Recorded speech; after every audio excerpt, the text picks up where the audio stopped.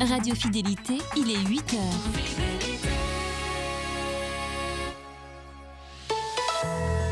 Devo annunciare la morte del nostro Santo Padre Francesco.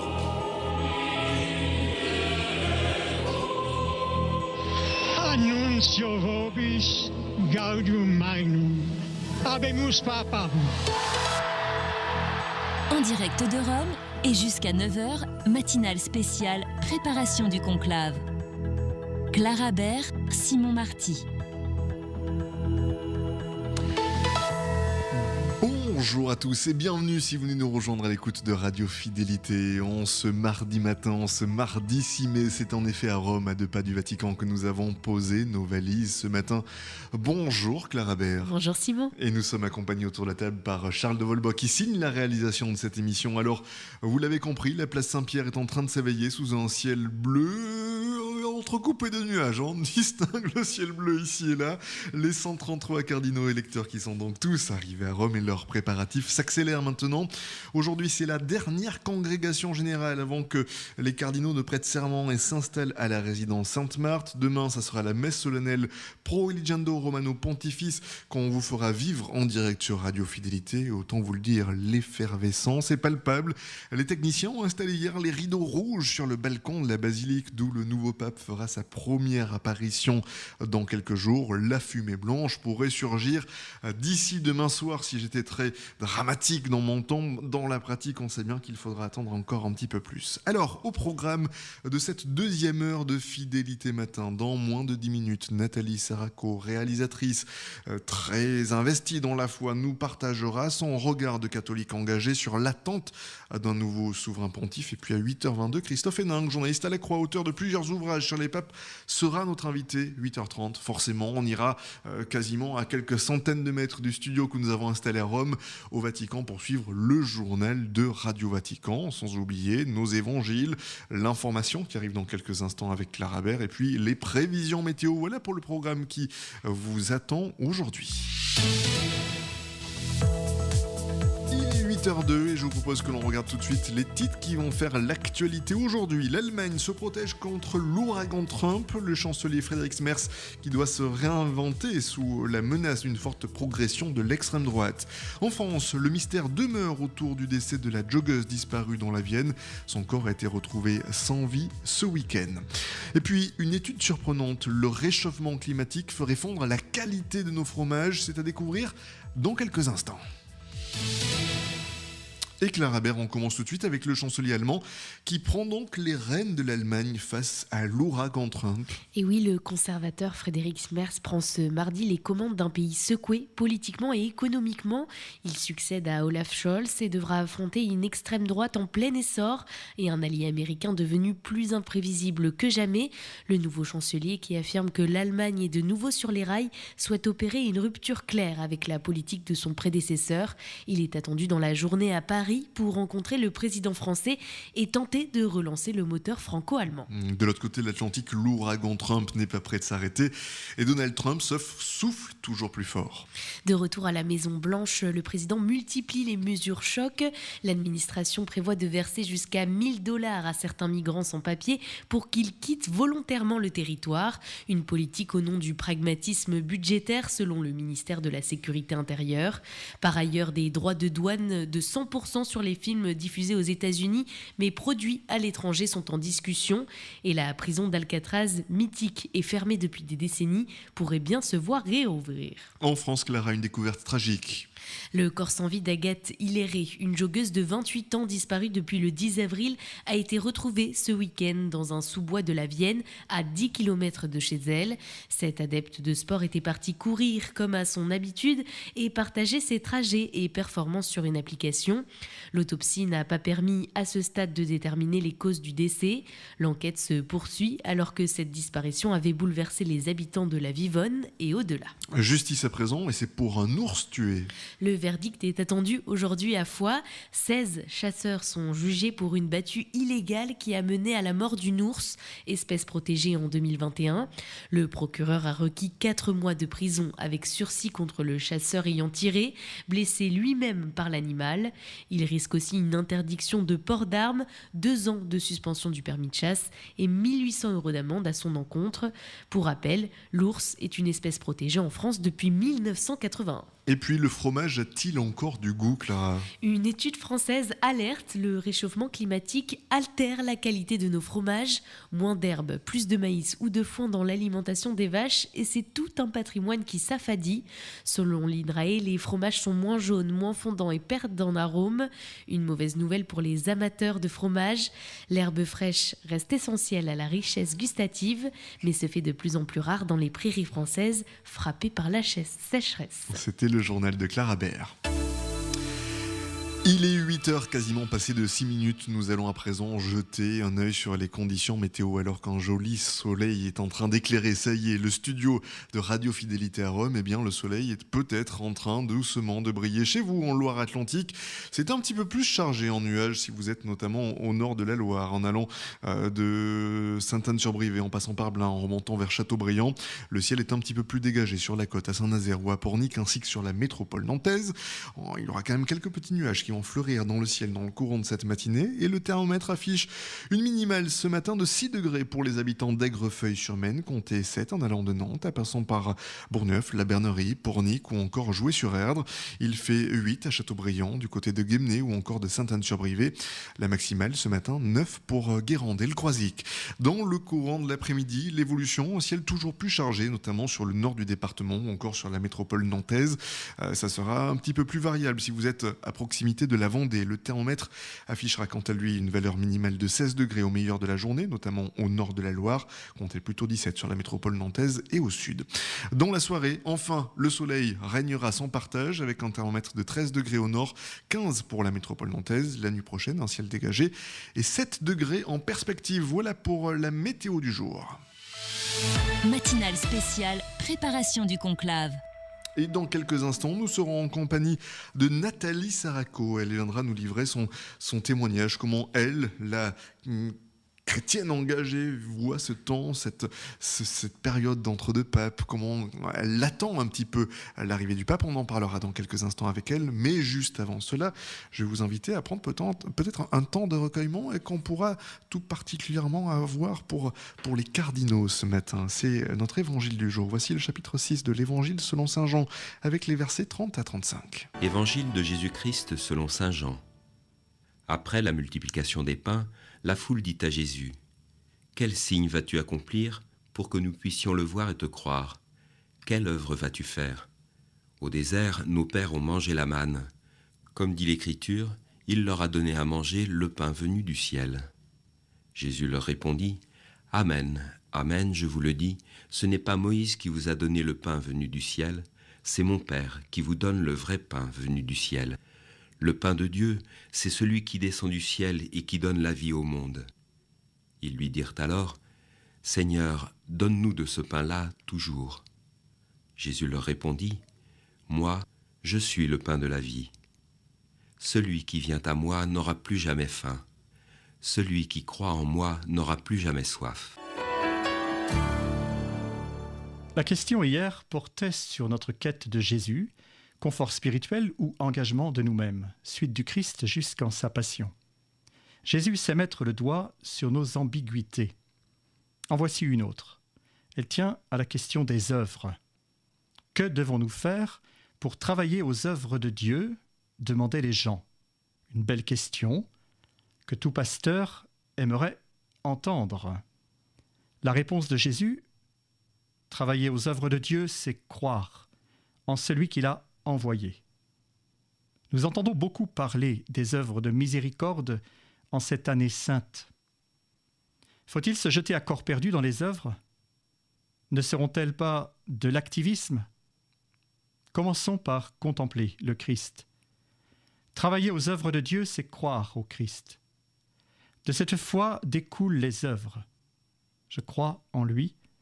Je ne peux pas ne pas dire ce qu'il a fait, vivre ce qu'il a vécu. Jusqu'où irai-je ?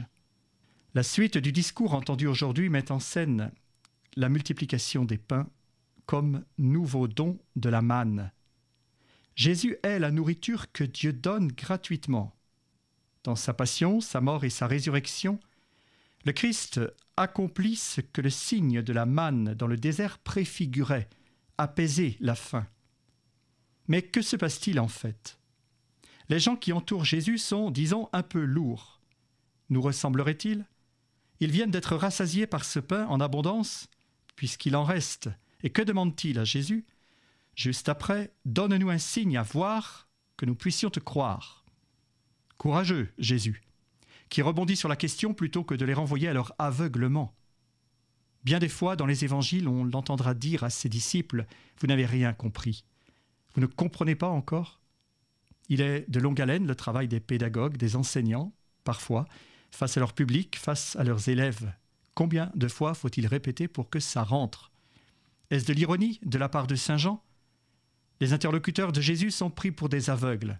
On se rappelle que 3 chapitres plus loin, Saint Jean va développer un nouveau signe, la guérison de l'aveugle-né.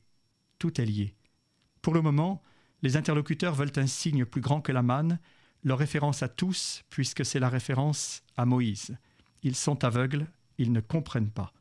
En la personne de Jésus, Dieu a donné le pain du ciel, le pain de la vie éternelle, la source de vie éternelle pour celui qui croit. Ne méprisons pas trop vite ces gens aveugles. Saint Jean témoigne du difficile chemin qui conduit à la foi, le chemin des catéchumènes. Mais si nous sommes pour la plupart baptisés, sommes-nous encore sur ce chemin qui conduit à la foi ou sommes-nous encore un peu lourds, lents à croire ce qui avait été annoncé par Moïse et les prophètes ? Voilà pour notre temps de prière ce matin sur les ondes de Radio Fidélité. Vous avez suivi la lecture du chapitre 6 de l'Évangile selon Saint Jean avec les versets 30 à 35. Le commentaire était assuré par le Père Aurieux. En direct de Rome et jusqu'à 9h, matinale spéciale préparation du conclave. Et à tout juste 8 heures passées de 12 minutes, nous filons en France où nous attend à présent Nathalie Saraco. Bonjour Nathalie. Bonjour. Merci Nathalie Saraco d'être avec nous ce matin sur les ondes de Radio Fidélité. Nathalie Saraco, je redresse très rapidement votre portrait pour les auditeurs de Radio Fidélité qui ne vous auraient pas déjà entendu sur nos ondes. Vous êtes réalisatrice. Il y a quelques années de cela, vous avez eu un grave accident de voiture. Vous avez été déclarée morte durant quelques minutes. Et ce moment a littéralement changé votre vie.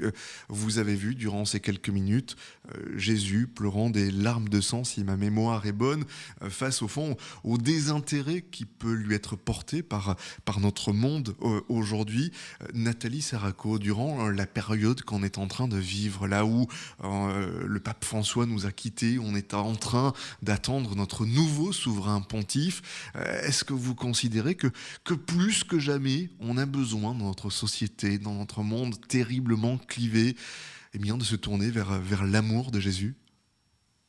Ah ben oui, c'est pas peu dire. En effet, notre monde est vraiment, on traverse une période très très particulière.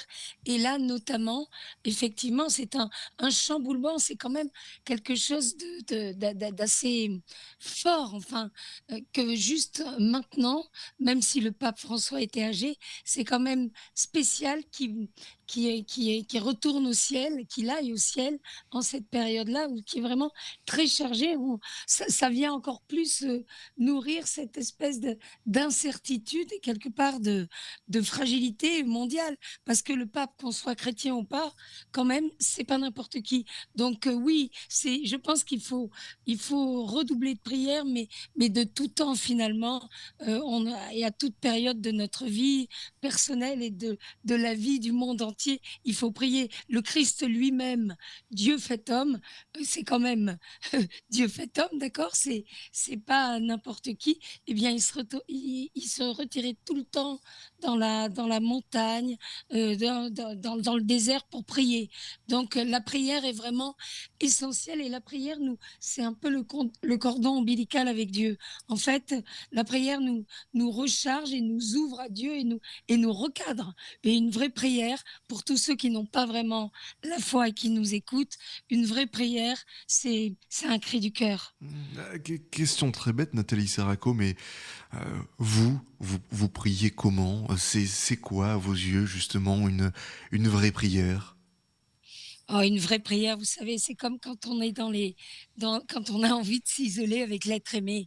Qu'est-ce qu'on fait? On laisse les amis, on ferme la porte et c'est un cœur à cœur. C'est un moment vrai. C'est un moment vrai où on est obligé d'être à nu. Euh, la prière, pour moi, personnellement, c'est vraiment une nourriture.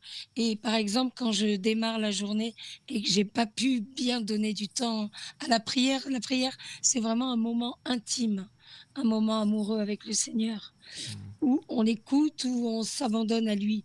Et donc, quand je j'ai pas bien démarré ma journée, sans avoir prié, un certain moment, et ben, franchement, je le sens pour tout le reste de la journée. Mmh. Donc la prière, oui, c'est un moment de vérité, un moment d'amour et d'écoute. Et pour ceux qui n'ont pas vraiment la foi, ben, qui demandent à Dieu de faire cette rencontre du cœur avec le Christ. Après, évidemment, il y a la prière. Moi, je commence toujours par, entre guillemets, les classiques, c'est-à-dire un credo, un Notre Père, un Je vous salue Marie, une prière à l'Esprit Saint. Et puis après, je me laisse aller en freestyle du cœur, c'est-à-dire c'est de l'impro amoureuse.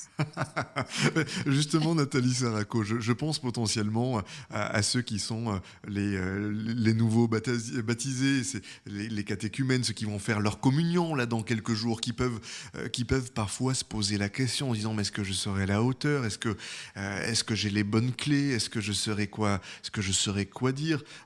Vous, cette fois, vous l'avez embrassé, je l'ai dit, après notamment cet accident de voiture qui a ravivé votre flamme. Mais vous avez mis du temps à trouver une juste façon d'arriver à prier? Mais en fait, il y a pas vraiment de méthode. Par contre, il faut être assidu. Vous voyez, c'est comme un musicien. Tous les jours, il vaut mieux faire ses gammes tous les jours, 1/4 d'heure, que de rien faire et de faire d'un coup toute une journée un concerto. C'est vraiment dans la régularité. C'est ça qui est aussi, important, c'est-à-dire que c'est un mélange. Notre relation à Dieu est un mélange finalement de de de de de rigueur dans une fidélité, dans des actes posés et en même temps totalement, d'abandon et en fait, petit à petit, entre le moment où j'ai fait cette expérience de mort imminente, où je me suis retrouvée face à Jésus-Christ, à son Sacré-Cœur en larmes, parce qu'en fait, on l'aime pas, on l'aime bien, mais on l'aime pas et qu'on est assez froid à sa personne et donc à son sacrifice et bien, entre cette période-là qui remonte à 15 ans à peu près et maintenant, il y a eu tout un cheminement et que tout le monde peut vraiment pratiquer. Ce qui s'appelle justement, se donner du temps ou plutôt donner du temps à Dieu pour nous parler et pour faire, son chantier spirituel d'amour, avec chacun de nous. Donc voilà, il y a ce qui est, il est essentiel pour un chrétien de prier et de prier aussi, pas seulement de se contenter, vous savez, dans les prières communes où, par exemple, je vais à la messe, une fois par semaine, donc c'est bon, j'ai fait le job, ou bien je fais le chapelet, avec un tel, ou bien je participe à tel groupe, de réflexion sur la parole. Tout ça, c'est très bien et notamment la messe, c'est essentiel. C'est vraiment un rendez-vous amoureux avec le Christ et voilà quoi, ça et à la messe, il y a son précieux corps et sang, il y a son incarnation dans l'Eucharistie. Mais tout ça, c'est excellent, mais c'est très important d'avoir une relation personnelle et intime avec Dieu. Moi, c'est ça qui m'a vraiment propulsée pour cheminer. C'est quoi? C'est les sacrements de l'Église, hyper important. On a la chance d'être catho, de faire partie de la bande à Jésus. Et ben, ne nous privons pas de la confession, de l'Eucharistie et donc la prière dans une vraie régularité. Et en fait, c'est très simple. plus on prie, plus on donne du temps à Dieu, plus on est bien et plus on en redemande. Donc voilà, allons-y les gars, à nos chapelets. Nathalie Serraco, dans le temps qui nous reste avant de devoir se quitter ce matin, parce que les minutes filent toujours très vite en radio, et vous le savez, les auditeurs peuvent d'ailleurs vous retrouver sur une autre radio chrétienne, Radio Maria, où vous animez une émission qui s'appelle La Bande à Jésus. Nathalie, vous avez la chance, le plaisir de repartir avec la caméra. Le cinéma vous retend les bras actuellement? Ah mais complètement, mais en fait ça s'est passé, c'était pour Pâques de l'année dernière. À la fin de la messe, j'étais encore dans l'église, j'avais pas du tout prévu de retourner derrière la caméra et le bon Dieu m'a dit texto: «Ma fille, maintenant tu vas passer, ça va être un cap, tu vas passer de nouveau derrière la caméra pour toucher le plus grand nombre» et là-dessus, en 2 temps, 3 mouvements, finalement, j'ai réussi à faire un court métrage, qui est une comédie, tenez-vous bien, une comédie sur l'euthanasie, faut le faire et d'ailleurs c'est le seul moyen finalement de traiter des sujets sérieux, consistants, c'est de le faire, avec le sourire dans le traitement de l'humour et donc dans cette comédie que je viens de terminer et qui là je prospecte pour la vendre à une télévision, elle s'appelle, Tournée Générale et j'ai la chance d'avoir en guest star, Pascal Légitimus. Vous savez, Les Inconnus? Bien sûr, bah oui, c'est compliqué d'oublier qui est Pascal Légitimus, Nathalie, je vous rassure. Et il est juste génial, c'est un humain génial. Quel bonheur de travailler avec lui. Et là, on a un projet de long métrage qu'on développe tous les deux. Eh bien, Voilà. un grand merci Nathalie Serraco d'avoir pris le temps ce matin de nous faire partager votre enthousiasme pour la foi dans cette période où l'Église catholique se cherche et attend l'arrivée de son nouveau pape. Nathalie, on vous souhaite une belle journée, on vous dit à très bientôt. Merci et vive la bande à Jésus. Merci beaucoup Nathalie Serraco, à très bientôt. En direct de Rome et jusqu'à 9h, matinale spéciale préparation du conclave. 8h21, on fait une rapide pause musicale et on revient dans quelques instants avec Christophe Héningue. Ça sera notre deuxième invité, il est journaliste, auteur notamment de plusieurs biographies. Il nous en parlera juste après ces quelques notes de musique. C'est Henri Salvador qui nous accompagne avec Syracuse.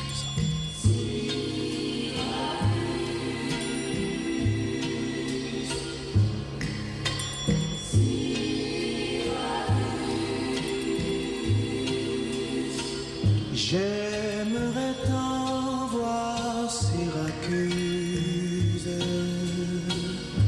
l'île de Pâques et Kérouan, et les grands oiseaux qui s'amusent à glisser l'aile sous le vent. Voir les jardins de Babylone et le palais du grand lama, rêver des amants de Vérone au sommet du Fujiyama.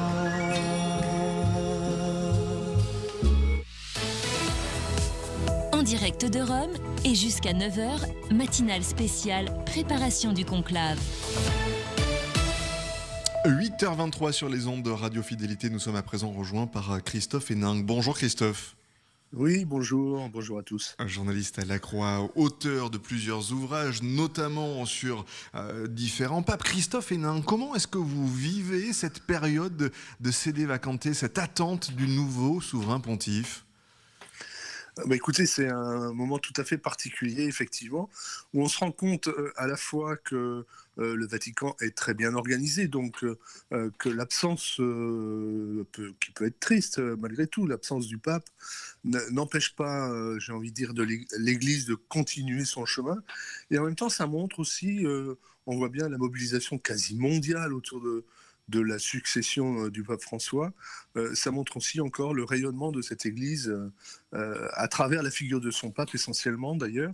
Mais voilà, là aussi, il y a aussi une vraie présence de l'Église dans le monde. Christophe, le pape François qui nous a quittés, c'est un pape qui vous inspire. Vous pourriez prendre la plume comme vous l'aviez fait pour Jean-Paul Ier? Écoutez, effectivement, le pape François a été pour l'Église une figure très marquante parce qu'il est à la fois dans une sorte de fidélité, peut-être même davantage à Paul VI ou Jean XXIII qu'à Jean-Paul II, mais dans une fidélité à l'Église, et en même temps, il l'a complètement bouleversé à travers des petits gestes qui en disaient beaucoup plus, peut-être, sur la façon dont lui pouvait exercer le gouvernement de l'Église.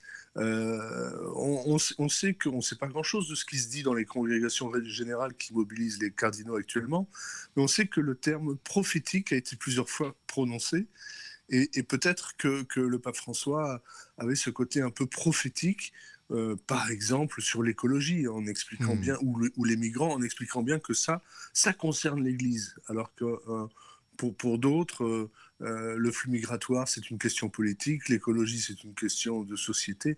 Non, ça concerne l'Église. Comment, dans les couloirs de la Croix, Christophe, on vit cette période? Le journaliste que vous êtes, j'imagine, doit un petit peu courir dans tous les sens? Oui, alors moi je regarde ça d'un tout petit peu plus loin parce que je ne suis plus membre du service religion mais service culture, ce qui de toutes les façons me touche aussi forcément avec ce changement de pape. Bien écoutez, on a des envoyés spéciaux qui sont à Rome, qui essaient d'avoir des paroles de cardinaux. Je pense que pour la Croix, l'essentiel, il est dans ce qui se passe, dans ce qui va se décider, dans ce qui va se jouer, et pas dans les pronostics, dans les petites phrases, dans les supputations, parce qu'on essaie effectivement de faire un travail de fond sur où en est l'Église, quel pasteur va-t-elle choisir par le vote des cardinaux. Voilà, c'est plus cette réflexion dans la durée qui me semble important. Et pour terminer, Christophe, à titre personnel, vous attendriez quoi d'un nouveau pape? Qu'est-ce qu'il, selon vous, il devrait incarner? Est-ce qu'il y a une forme de parole que le journaliste, y compris d'ailleurs sur ce domaine culture, aimerait découvrir ou apprendre à avoir un petit peu plus présent sur la scène médiatique? Oui, en tout cas, moi je pense que je serais touché d'avoir un pape qui soit à la fois le successeur de François dans ses intuitions, dans ce côté parfois génial que pouvait avoir François, et un pape qui soit aussi plus serein peut-être. On sait que le pape François, sur la fin, était plus nerveux, plus agressif presque par moments. Voilà, un pape qui soit à la fois prophétique, dans la lignée du pape François, et serein face aux défis du monde. Eh bien, un grand merci, Christophe Hénin, d'avoir pris ces quelques minutes pour vous livrer notre regard depuis Paris. Je rappelle que vous êtes journaliste au quotidien La Croix. Belle journée à vous à Paris, Christophe Hénin, et à très bientôt. Merci à vous. En direct de Rome et jusqu'à 9h, matinale spéciale préparation du conclave. À suivre dans les prochaines minutes, chers amis auditeurs et auditrices, on retrouvera le journal de Radio Vatican. Juste après Radio Vatican à 8h45, un temps de prière autour du chapitre 6 de l'Évangile selon Saint Jean. Et puis sera presque l'heure de se quitter. J'aurai grand plaisir, bien évidemment, à vous retrouver en fin de matinée pour le rendez-vous fidélité. Dans quelques instants, nous filons au Vatican pour suivre le journal de Radio Vatican. Merci d'écouter Radio Fidélité en ce mois de mai, en ce 6 mai 2025. À suivre Radio Vatican. En Loire-Atlantique, votre expert viager, c'est Viage de Zeu avec Franck Césari. Notre expert viager, Franck Césari. Aujourd'hui, comment calculer la rentabilité d'un viager? On parle bien sûr pour les acquéreurs. Alors, elle est complexe. Ce niveau de calcul est complexe. Pourquoi? Parce qu'on est sur un contrat dit aléatoire. C'est qu'on connaît le début, on ne connaît pas la fin. On peut l'estimer. On peut estimer cette rentabilité. Quoi qu'il en soit, au-delà de ça, la rentabilité est constituée pour l'acquéreur de ce fameux droit d'usage et d'habitation. C'est-à-dire qu'il achète non pas la valeur vénale du bien, mais la valeur dite occupée. Donc le gain est immédiat. parce qu'en fait, il va laisser ce droit d'usage d'habitation au bénéfice des vendeurs. Donc, la rentabilité, elle est initiale. La rentabilité aussi au niveau du coût d'acquisition, parce que, comme on l'a dit dans une chronique précédente, les frais d'enregistrement sont calculés sur la valeur occupée et non pas la valeur vénale du bien. Quoi qu'il en soit, c'est les investisseurs qui me le disent. Plusieurs années après, ils me disent que c'est un investissement plutôt rentable. Contactez Viage 2E au 02 52 41 08 46. Votre réseau d'experts viagers de proximité, VIAG 2E. Vous souhaitez diffuser votre publicité à la radio? Contactez Radio Fidélité au 02 40 69 27 27. Matinale spéciale préparation du conclave. Laudetur Jesus Christus.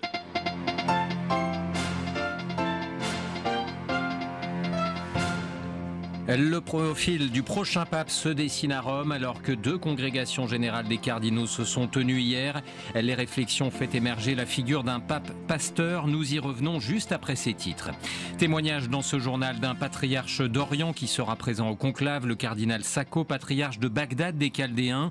L'unité de l'Église et la paix au Moyen-Orient restent des priorités pour lui, nous l'entendrons.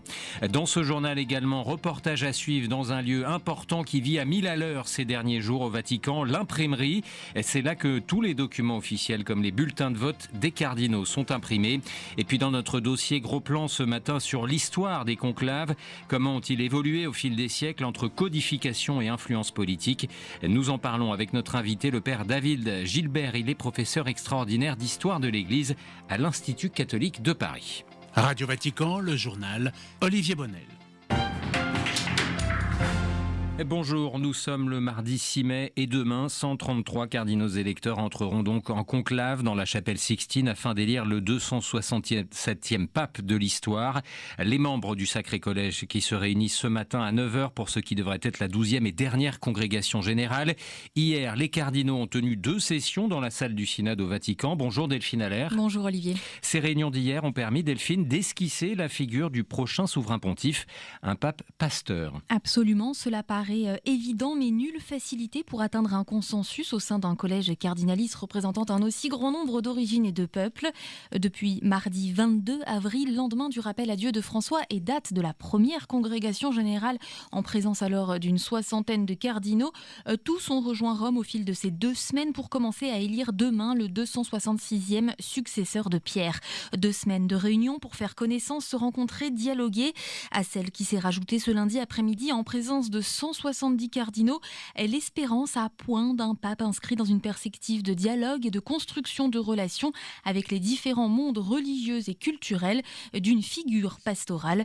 Une vingtaine d'interventions, dont celle de cardinaux africains et asiatiques, continent de croissance du catholicisme, ont abordé l'ethnicisme au sein de l'Église et de la société, la migration, les guerres, les défis des sectes dans certaines régions géographiques, mais aussi l'ecclésiologie de la communion et le synode sur la synodalité, achevé en octobre, mais dont la mise en œuvre va s'étaler jusqu'à la grande assemblée ecclésiale convoquée à Rome en 2028 et qui concerne le cœur et le corps de l'Église universelle. Merci beaucoup Delphine Allaire. Des prières pour le choix d'un pasteur selon le cœur de Dieu. C'est également le vœu de nombreux fidèles sur le continent africain, en particulier en Guinée, où un pèlerinage s'est déroulé le week-end dernier à Bofa, là où les premiers missionnaires catholiques sont arrivés dans le pays. L'occasion d'élever une prière spéciale pour le conclave. Plus d'informations à retrouver sur notre site vaticannews.va.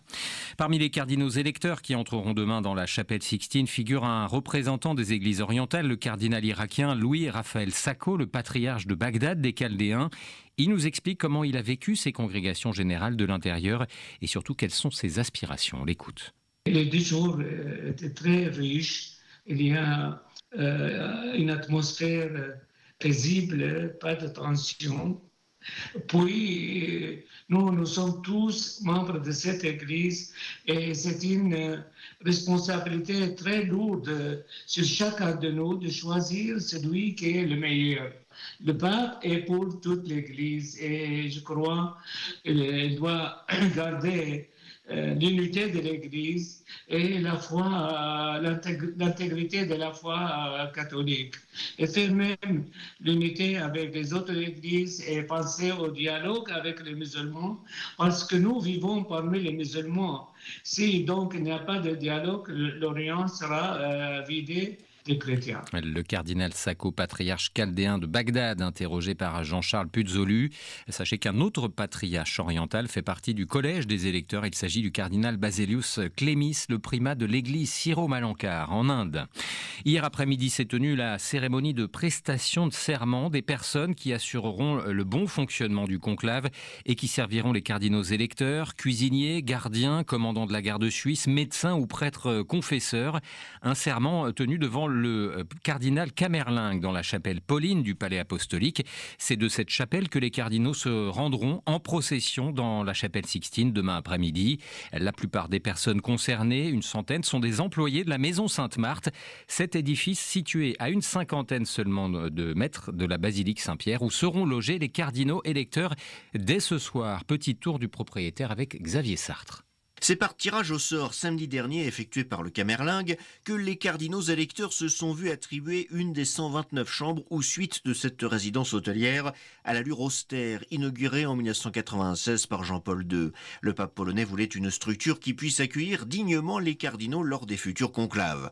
Elle complète un premier bâtiment construit bien avant, ancien hospice pour pèlerins, où seront logés 4 électeurs, faute de place dans la maison Sainte-Marthe. Les 133 cardinaux participant au conclave y dormiront et y prendront leur repas. Pour seule distraction ou presque, ils pourront converser entre eux, tout contact avec l'extérieur étant interdit. Les volets de leur chambre seront fermés. Pas question d'utiliser non plus son téléphone portable qu'ils devront laisser à la résidence. De toute façon, le signal téléphonique sera coupé dans la cité de l'État du Vatican dès mercredi 17h et jusqu'à l'annonce de l'élection du successeur de Pierre.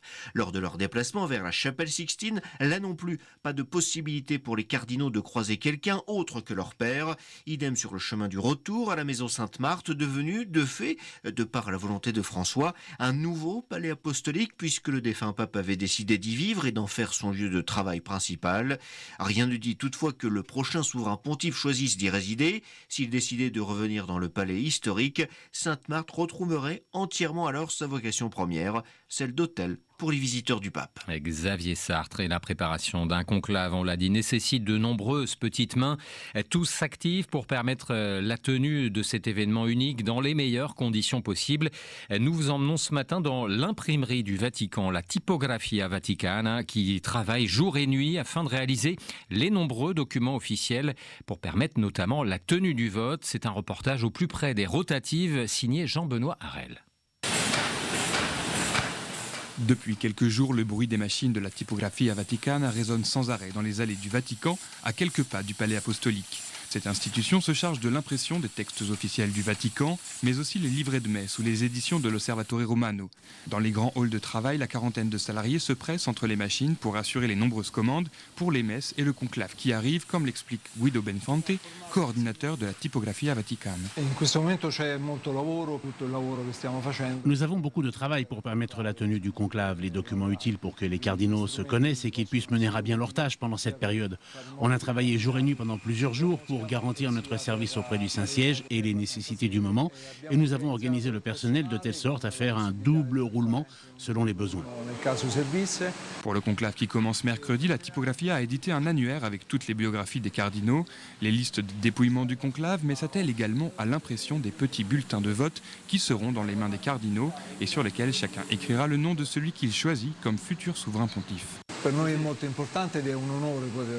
Pour nous, c'est très important, c'est un honneur de pouvoir assurer ce service auquel nous tenons beaucoup pour le fonctionnement du Saint-Siège, mais aussi comme moyen de diffusion de la parole du Saint-Père et enfin pour renforcer le sens d'appartenance que chaque personne qui travaille au Vatican ressent. La fumée blanche et l'élection du nouveau souverain pontife n'arrêtera pas les presses de l'imprimerie.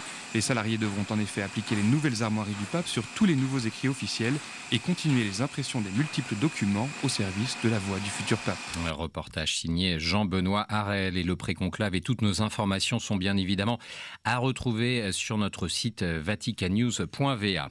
Plus de 10 jours après la disparition du pape François, les hommages continuent. C'est le cas notamment hier au Parlement européen, où la présidente du Parlement, Roberta Metsola, en ouvrant la session plénière, a rendu un hommage au souverain pontife défunt.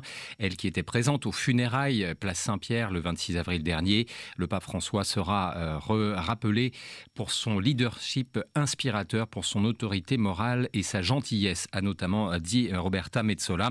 Je vous rappelle que dès mercredi soir, dès demain, Radio Vatican vous proposera des émissions spéciales sur le conclave jusqu'à ce qu'une fumée s'élève au-dessus de la basilique Saint-Pierre. En cas de fumée blanche, nous découvrirons ensemble, bien sûr, l'identité du 266e successeur de Pierre. Tout cela est bien sûr à suivre sur vos antennes habituelles, mais aussi sur Vatican News et sur nos pages YouTube ou Facebook.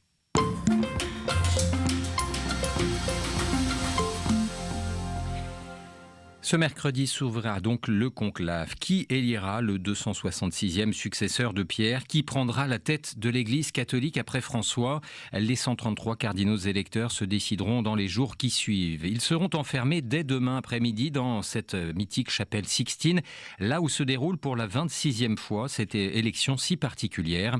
Auparavant, les cardinaux pouvaient se réunir en différents endroits. Ce fut notamment le cas à Lyon pour l'élection de Jean XXII en 1316, mais également à Viterme, au nord de Rome, qui accueillit la papauté pendant de nombreuses années, au XIIIe siècle. C'est d'ailleurs dans cette ville, située dans le Latium, que le terme de conclave fut utilisé pour la première fois. La légende raconte que, excédée par la longueur des débats, la population de Viterme enferma les cardinaux, les privant même de vivre pour qu'ils accélèrent l'élection. Grégoire X fut alors élu, et c'est lui qui commença à codifier les règles du conclave. C'est ce que nous raconte ce matin notre invité, le père David Gilbert. Il est professeur extraordinaire d'histoire de l'Église à l'Institut catholique de Paris. Avant même que Grégoire X, après cette élection extrêmement difficile, extrêmement longue, n'institue par cette bulle de 1274 le conclave comme une procédure censée devenir stable dans l'histoire de l'Église, il existait déjà une élection réservée aux cardinaux, mise en place progressivement au XIe et XIIe siècle, avec des procédures qui n'étaient pas aussi codifiées qu'aujourd'hui, mais qui sont attestées tout de même des procédures d'isolement, pas forcément de réclusion stricte, avec évidemment plus ou moins d'infraction à la règle du secret ou au principe de liberté d'élection. Les règles concernant le conclave évoluent-elles beaucoup dans les siècles suivants? L'institution du conclave évolue assez peu au cours des siècles, mais à partir de Célestin V, de manière stable, l'élection pontificale se déroule sous forme de conclave. Donc peu d'évolution au Moyen-Âge tardif, peu d'évolution à l'époque moderne, même s'il faut mentionner tout de même une grave crise. C'est ce qu'on appelle dans l'historiographie le grand schisme, une période d'environ 40 ans, de 1378 à 1417, au cours de laquelle la chrétienté d'Occident est divisée entre 2 voire 3 obédiences pontificales rivales. Et là, l'institution du conclave se trouve aussi au cœur du problème. Donc peu d'évolution majeure jusqu'au XXe siècle finalement, jusqu'à l'internationalisation du collège cardinalis. Au Moyen-Âge et à l'époque moderne, le collège des cardinaux, c'est une trentaine de personnes tout au plus. C'est qu'à partir du XXe siècle que leur nombre augmente jusqu'à être fixé par Paul VI au nombre de 120 cardinaux électeurs âgés de moins de 80 ans. C'est la réforme majeure à cette élection. Du XVIe siècle à l'élection de Jean-Paul II en 1978, tous les papes ont été italiens. Pourquoi une telle mainmise sur le trône de Saint-Pierre? Si l'on part du XVIe siècle dans l'Europe de l'époque moderne, jusqu'à la fin du XVIIIe siècle au moins, les cardinaux non italiens sont des promoteurs naturels des intérêts de leur pays auprès du Saint-Siège. Et si les papes nomment des cardinaux espagnols et français principalement, plus rarement des cardinaux portugais, allemands, polonais ou hongrois, cela s'inscrit dans le cadre de leurs relations diplomatiques avec les souverains européens. L'élection d'un pape non italien à cette époque-là apparaît comme une éventualité dangereuse en fait pour la liberté et l'indépendance du Saint-Siège. Élire un Italien issu de l'une des principautés ou républiques qui se partagent alors la péninsule italienne, c'est une garantie relative de liberté du Saint-Siège par rapport aux influences des couronnes espagnoles ou françaises. Ça n'a pas empêché les puissances catholiques d'exercer une certaine influence sur les conclaves. Comment se manifestait-elle ? Ce beau principe de liberté des électeurs, de liberté des cardinaux, n'empêche pas les pressions plus ou moins fortes, la plupart du temps, à la fin du Moyen-Âge, à l'époque moderne et encore au 19e et 20e siècle, les gouvernements font connaître leurs préférences ou leurs refus. Cela ne va guère au-delà. Les interventions des puissances politiques sont bien attestées jusqu'au XXe siècle. Et on sait bien que Pie X, qui est élu en 1903, est le dernier pape élu à la suite d'un veto prononcé contre le cardinal Rampolla au nom de l'empereur d'Autriche, François-Joseph, par l'un de ses sujets, présent au conclave, le cardinal archevêque de Cracovie. Effectivement, François-Joseph s'opposait à l'élection du cardinal Rampolla qui passait pour anti-autrichien, mais une fois élu, Pie X s'empresse d'abolir cette pratique qu'on appelle l'exclusive. L'on reconnaissait la possibilité aux souverains catholiques de prononcer comme cela cette exclusive contre tel ou tel cardinal, mais ce n'était qu'une reconnaissance de type coutumier, pas véritablement un droit, ce n'était inscrit nulle part. Voilà l'histoire des conclaves à la une de notre dossier ce matin, interrogé par Xavier Sartre, le père David Gilbert, professeur d'histoire de l'Église à l'Institut catholique de Paris, était ce matin l'invité de Radio Vatican. Et ainsi s'achève ce journal. Merci pour votre fidélité. Prochain rendez-vous de l'information, ce sera à 13h en direct de Rome. Je vous souhaite une excellente journée.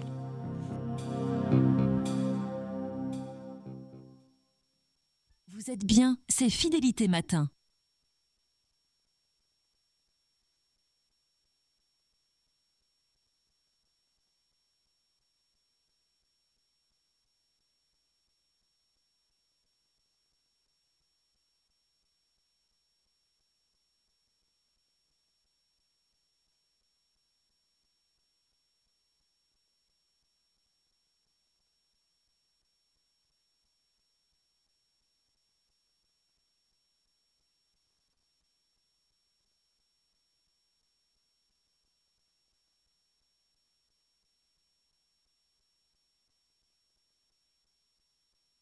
Les grandes habitudes de cette matinale, vous le savez, nos temps de prière, de recueillement autour de l'évangile du jour. Ce matin, le chapitre 6 de l'évangile de Jean est au programme avec les versets 30 à 35. Le commentaire est assuré par le Père Aurieux. Évangile de Jésus-Christ selon saint Jean.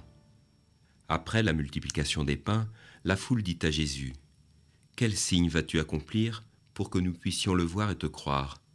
Quelle œuvre vas-tu faire ? Au désert, nos pères ont mangé la manne.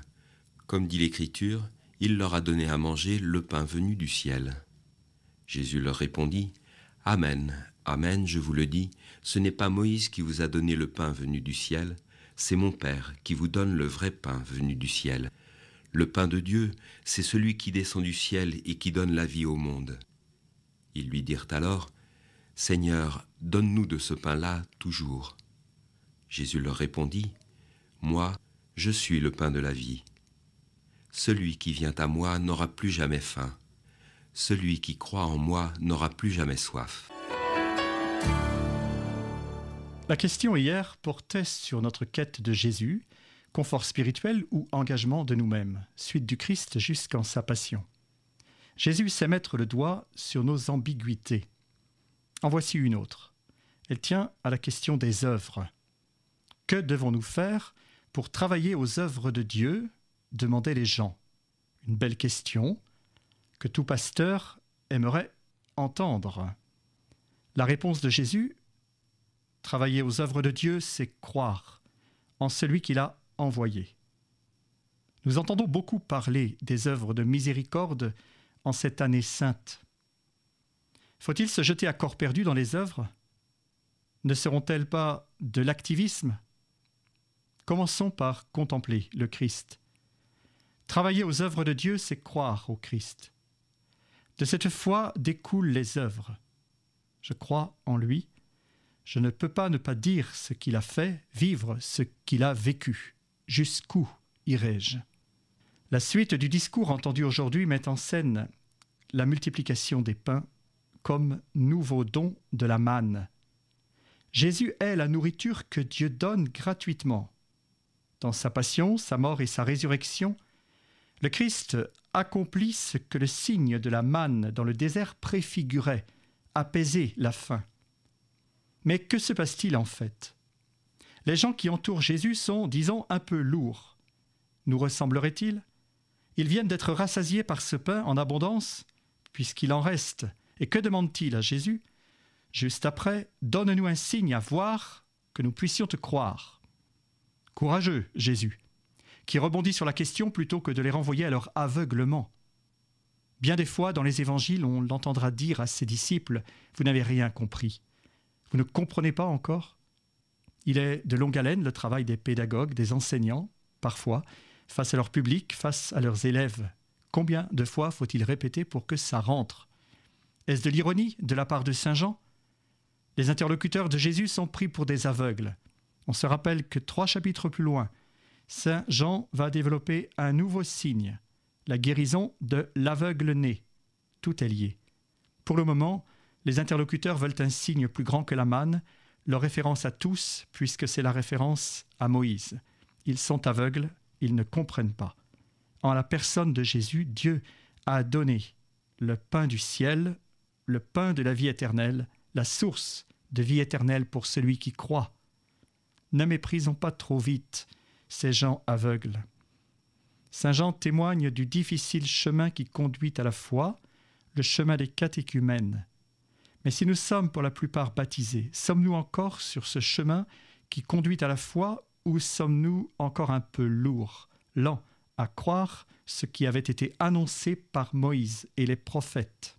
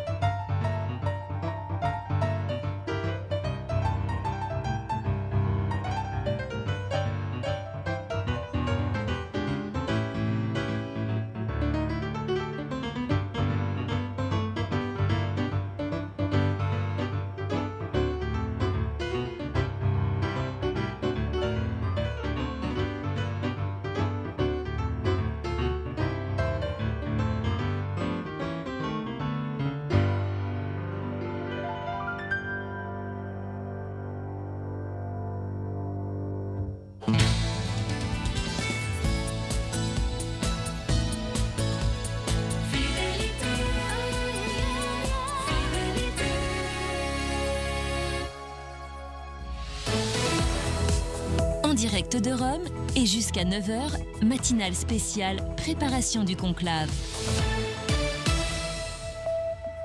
8h53, vous êtes bien sur Radio Fidélité en direct de Rome. C'est la dernière ligne droite de cette deuxième matinale en ce mardi 6 mai.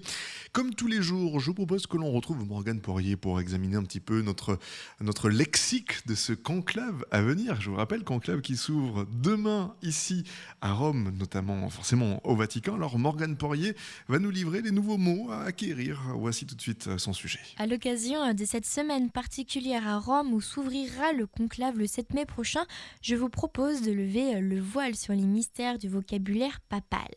Aujourd'hui, cap sur la lettre C qui nous plonge au cœur des notions fondamentales du langage vaticanais. Commençons cette émission par le mot conclave. Le conclave désigne la réunion secrète des cardinaux électeurs pour élire un nouveau pape. Il débute 15 à 20 jours après le décès ou la démission du pontife afin de laisser le temps aux cardinaux d'arriver à Rome. L'ouverture officielle a lieu lors de la messe du Saint-Esprit célébrée dans la chapelle Paolina et le scrutin se tient dans la chapelle Sixtine et se conclut dès que le pape élu accepte sa charge. Le conclave débutera le 7 mai prochain. Ensuite, nous avons le mot congrégation particulière. Ces réunions beaucoup plus restreintes ont pour but de gérer les affaires dites courantes du Saint-Siège sous la responsabilité du cardinal carmélingue du Sacré Collège jusqu'à l'élection du nouveau pape. Ces responsabilités sont exercées par délégation du Collège des cardinaux lors de ces réunions quotidiennes. Kevin Farrell est assisté par 3 cardinaux renouvelés tous les 3 jours par tirage au sort sur la liste des cardinaux résidant à Rome ou déjà arrivés au Vatican. Constitution apostolique. C'est un document solennel du pape qui légifère sur les questions du dôme, de discipline générale ou de structure de l'Église. Jean-Paul II a promulgué en 1996 une constitution fixant les principales modalités du scrutin. Ces dernières confient notamment aux carmelingues l'inviolabilité du périmètre dévolu du conclave. L'objectif est de prévoir que les cardinaux électeurs ne puissent être approchés par personne, notamment pendant leur déplacement entre la maison Sainte-Marthe et la chapelle Sixtine. Pour terminer cet épisode, je vous parle de la curée romaine. C'est un organe administratif central de l'Église catholique. La curée romaine assiste le pape dans la gouvernance de l'Église. Ces dignitaires remplissent diverses fonctions telles que l'évangélisation, les relations interreligieuses ou encore la communication. Demain, nous ferons un nouveau point sur les mots-clés indispensables à connaître pour mieux comprendre cette élection décisive pour le monde catholique. Merci beaucoup Morgane Poirier qui sera dans le courant de l'après-midi devant la cathédrale Notre-Dame à Paris pour aller recueillir la parole des passants et voir un petit peu comment les Parisiens accueillent ce conclave à venir, qu'est-ce qu'ils attendent du nouveau pape.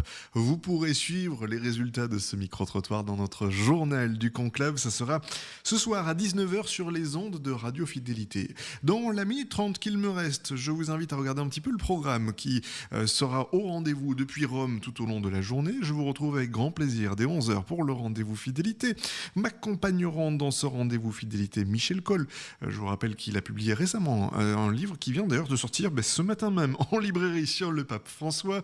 Nous serons aussi en compagnie de l'historien Yves Chiron pour prendre le temps de continuer à observer l'histoire des conclaves. Qu'est-ce qu'il nous enseigne et qu'est-ce qu'on peut éventuellement en tirer comme leçon ou enseignement en vue du conclave qui va débuter demain ici à Rome. Et puis Alexandre Kubela, spécialiste des relations diplomatiques du Vatican, nous accompagnera aussi dans ce rendez-vous fidélité. Forcément à 19h, on se retrouvera pour le journal du conclave, l'occasion pour nous de tirer un petit peu le bilan de cette journée à Rome, cette journée qui s'annonce décisive alors que ce soir les cardinaux signeront et feront leur vœu de silence sur cette période du conclave qui va débuter.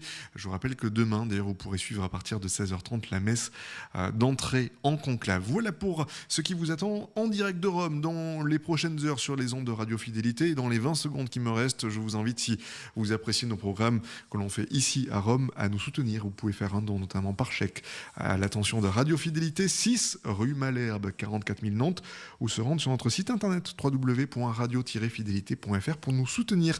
Un grand merci, belle journée à Nantes ou en Loire-Atlantique, et à tout à l'heure sur les ondes de Radio Fidélité.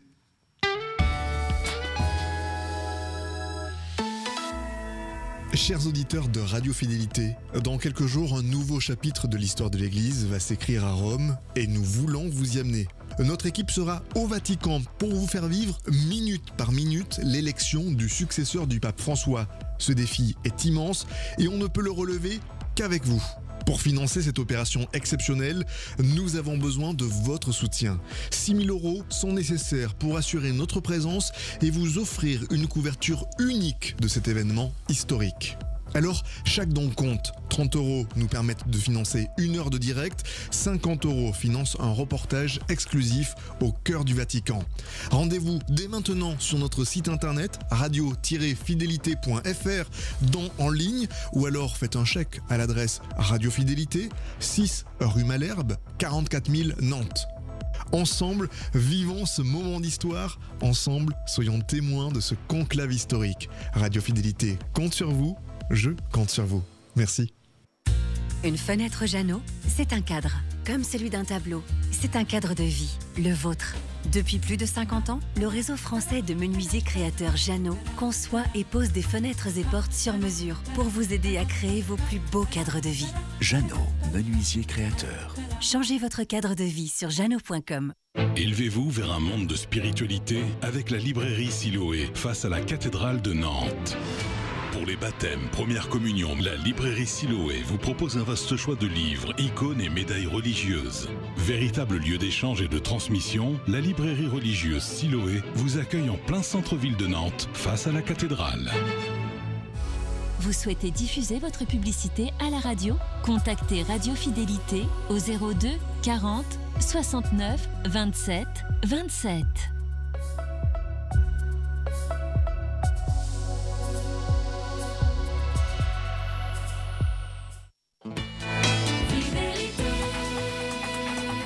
Bienvenue sur Fidélité, il est 7h. Devo annunciare la morte del nostro Santo Padre Francesco.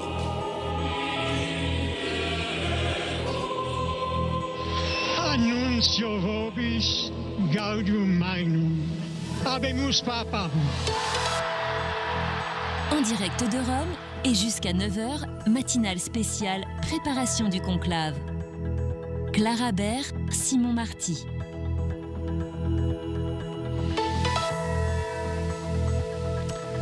Buongiorno della città eterna, bonjour de Rome en direct pour ce deuxième jour de délocalisation. Vous écoutez Radio Fidélité, tout juste 7h, la place Saint-Pierre s'éveille sous un ciel que j'aimerais vous dire bleu prometteur.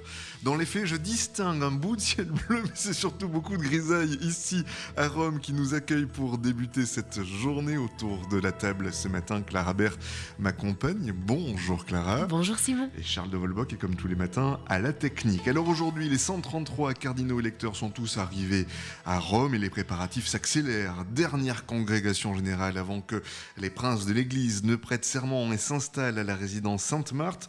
Demain, c'est la messe solennelle Pro Eligendo Romano Pontife qui marquera l'ouverture officielle du conclave. Je vous le dis, l'effervescence est palpable. Les techniciens ont installé hier les rideaux rouges sur le balcon de la basilique, d'où le nouveau pape fera sa première apparition. Et la fumée blanche pourrait théoriquement surgir dès demain soir, même si en pratique, quasiment tout le monde est certain que ça ne devrait pas se faire. Ça pourrait potentiellement nous faire attendre plusieurs jours. Alors au programme de la matinale de ce matin, programme riche à 7h30, le père Jean-Baptiste Ciboulet nous parlera de la perception de ce conclave par les jeunes de Nantes, dont il est l'aumônier. À 8h10, Nathalie Saraco, réalisatrice, convertie, partagera son regard de catholique engagé sur l'attente d'un nouveau pontife. Et puis à 8h22, Christophe Hénin, journaliste à la Croix, auteur de plusieurs ouvrages sur les papes, sera notre invité. Sans oublier les journaux d'information à leur pile, la météo, l'évangile du jour qui nous accompagnera. Voilà pour le programme de cette matinale. Bienvenue à vous qui venez de nous rejoindre. Et on commence tout de suite avec les informations. Et à la une ce matin, l'Allemagne se protège contre l'ouragan Trump. Le chancelier Frédéric Merz doit se réinventer sous la menace d'une forte progression de l'extrême droite. En France, le mystère demeure autour du décès de la joggeuse disparue dans la Vienne et retrouvée sans vie ce week-end. Et puis, une étude surprenante dans cette édition, le réchauffement climatique. Et le réchauffement climatique qui ferait fondre la qualité de nos fromages, c'est à découvrir dans quelques instants. En direct de Rome et jusqu'à 9h, matinale spéciale préparation du conclave. 7h03. Le chancelier allemand, Clara Baer, prend les rênes de l'Allemagne face à l'ouragan Trump. Et oui, le conservateur Friedrich Merz prend ce mardi les commandes d'un pays secoué politiquement et économiquement. Il succède à Olaf Scholz et devrait affronter une extrême droite en plein essor et un allié américain devenu plus imprévisible que jamais. Le nouveau chancelier, qui affirme que l'Allemagne est de nouveau sur les rails, souhaite opérer une rupture claire avec la politique de son prédécesseur. Il est attendu dans la journée à Paris pour rencontrer le président français et tenter de relancer le moteur franco-allemand. En France, une découverte tragique, juste avant l'ouragan Trump, qui n'est pas près de s'arrêter. Donald Trump qui souffle toujours plus fort. De retour à la Maison-Blanche, l'ancien président multiplie les mesures choc. L'administration prévoit de verser jusqu'à $1000 à certains migrants sans papier pour qu'ils quittent volontairement le territoire. Une politique au nom du pragmatisme budgétaire, selon le ministère de la Sécurité intérieure. Par ailleurs, des droits de douane de 100% sur les films diffusés aux États-Unis mais produits à l'étranger sont en discussion et la prison d'Alcatraz, mythique et fermée depuis des décennies, pourrait bien se voir réouvrir. Allez, on traverse l'Atlantique. En France, une découverte tragique. Le corps sans vie d'Agathe Hillary, une joggeuse de 28 ans disparue depuis le 10 avril, a été retrouvé ce week-end dans un sous-bois de la Vienne à 10 km de chez elle. Cette adepte de sport était partie courir comme à son habitude et partager ses trajets et performances sur une application. L'autopsie n'a pas permis à ce stade de déterminer les causes du décès. L'enquête se poursuit alors que cette disparition avait bouleversé les habitants de Vivonne et au-delà. Dans les Pyrénées, justice pour un ours tué. Le verdict est toujours attendu aujourd'hui à Foix. 16 chasseurs sont jugés pour une battue illégale qui a amené la mort d'une ours, espèce protégée en 2021. Le procureur a requis 4 mois de prison avec sursis contre le chasseur ayant tiré, blessé lui-même par l'animal. Il risque aussi une interdiction de port d'armes, 2 ans de suspension du permis de chasse et 1 800 € d'amende à son encontre. Pour rappel, l'ours est protégé en France depuis 1981. Allez, dernier titre. Le fromage a-t-il encore du goût ? Une étude française alerte, le réchauffement climatique altère la qualité de nos fromages. Moins d'herbe, plus de maïs ou de foin dans l'alimentation des vaches et c'est tout un patrimoine qui s'affadit. Selon l'INRAE, les fromages sont moins jaunes, moins fondants et perdent en arôme. Une mauvaise nouvelle pour les amateurs de fromage. L'herbe fraîche reste essentielle à la richesse gustative, mais se fait de plus en plus rare dans les prairies françaises, frappées par la sécheresse. Merci beaucoup Clara Baer, 7h05. Et je vous propose qu'on jette un œil tout de suite sur les prévisions météo qui vous attendent dans ce 6 mai. Vous qui êtes en Loire-Atlantique ce matin, c'est un ciel plus ou moins dégagé, plus ou moins chargé. Si vous êtes notamment sur le nord du département, on a des nuages qui sont un petit peu plus présents dans le ciel vers Châteaubriand, Verblin ou en direction de Saint-Nazaire.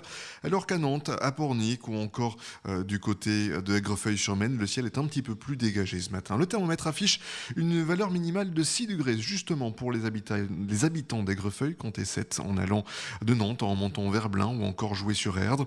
7 degrés aussi pour Préfaille, Pornic, la Bernerie. Il fait 8 degrés à Châteaubriand, du côté de Guémené ou encore à Saint-Nazaire et au Croisic.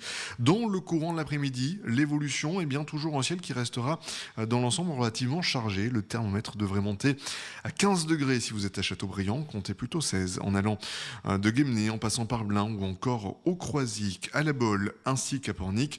Il fera jusqu'à 17 degrés sur la métropole nantaise. La nuit prochaine, à nouveau, un ciel qui s'éclaircit et un thermomètre qui, comme hier, viendra plafonner aux alentours des 7 degrés au nord du département, 9 pour la métropole nantaise, ainsi que sur la côte. En direct de Rome et jusqu'à 9h, matinale spéciale, préparation du conclave. 7h07 à suivre dans quelques instants. On filera vers notre saint du jour. On aura rendez-vous avec l'Évangile. Ce matin, le chapitre 6 de l'Évangile selon saint Jean sera au programme avec les versets 30 à 35. Et puis, juste avant l'admis, notre invité avec Cathéo ce matin, on va s'intéresser au jubilé du monde de l'entreprise avant de rejoindre le père Jean-Baptiste Ciboulet, l'aumônier de la jeunesse. Il nous parlera de cet engagement des jeunes vis-à-vis de ce conclave à venir. Nous, on revient juste après ceci. À tout de suite.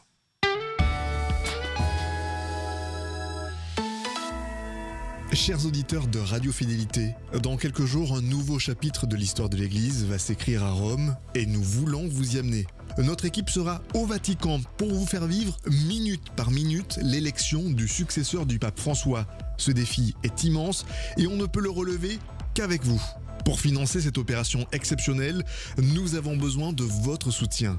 6 000 € sont nécessaires pour assurer notre présence et vous offrir une couverture unique de cet événement historique. Alors, chaque don compte. 30 € nous permettent de financer 1 heure de direct, 50 € financent un reportage exclusif au cœur du Vatican.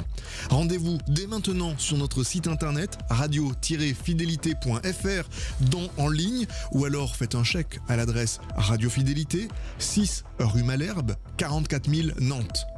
Ensemble, vivons ce moment d'histoire. Ensemble, soyons témoins de ce conclave historique. Radio Fidélité compte sur vous. Je compte sur vous. Merci. Une fenêtre Jeannot, c'est un cadre, comme celui d'un tableau. C'est un cadre de vie, le vôtre. Depuis plus de 50 ans, le réseau français de menuisiers créateurs Jeannot conçoit et pose des fenêtres et portes sur mesure pour vous aider à créer vos plus beaux cadres de vie. Jeannot, menuisier créateur. Changez votre cadre de vie sur jeannot.com. Envie de donner un nouvel élan à votre carrière? Vivencia est là pour vous accompagner. Et on veut en savoir plus sur vous, Véronique Pivert, bonjour. Bonjour. Qui êtes-vous et pourquoi avoir fondé Vivencia? J'ai l'habitude de me définir comme une professionnelle des ressources humaines. J'ai travaillé une quinzaine d'années en entreprise dans des directions RH, notamment dans la partie formation, gestion de carrière. J'ai créé ma propre structure pour 2 raisons. Je dirais que la première, c'est que je suis animée par le fait que chacun trouve sa juste place en entreprise et également pour pouvoir permettre aux personnes de se dire qu'elles ont toujours le choix finalement de mener leur carrière professionnelle, quel que soit le monde professionnel, quelles que soient les contraintes, quelles que soient les difficultés aujourd'hui que représente le monde professionnel et qu'elles ont toujours le choix de se positionner dans cet environnement-là. Pour un bilan de compétences personnalisé, rendez-vous dès maintenant sur vivencia.fr. Vous souhaitez diffuser votre publicité à la radio? Contactez Radio Fidélité au 02 40 69 27 27.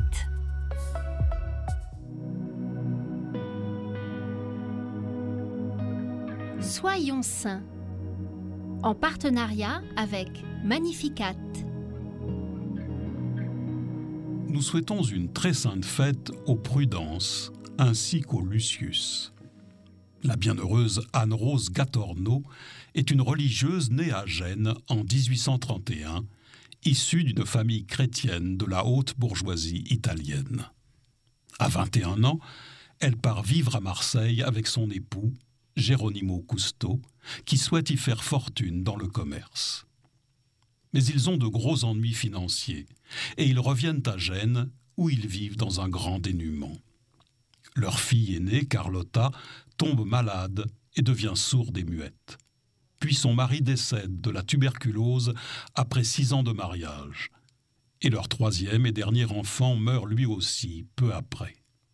Ces drames amènent Anne-Rose à se rapprocher particulièrement de Jésus crucifié, et elle vit ce qu'elle appelle sa conversion. Elle désire s'offrir totalement à Dieu et prononce des vœux perpétuels privés, de chasteté et d'obéissance, le jour de la fête de l'Immaculée Conception. Puis elle entre dans le tiers ordre franciscain et ajoute des vœux de pauvreté. Tout en s'occupant de ses 2 enfants, elle s'offre perpétuellement pour la conversion des pécheurs et la sanctification de tous les hommes. Sa vie devient une prière permanente et elle offre de nombreux sacrifices pour ces causes qui lui tiennent à cœur. Son plus grand désir est de devenir le porte-parole de Jésus pour faire parvenir partout le message de l'amour qui sauve.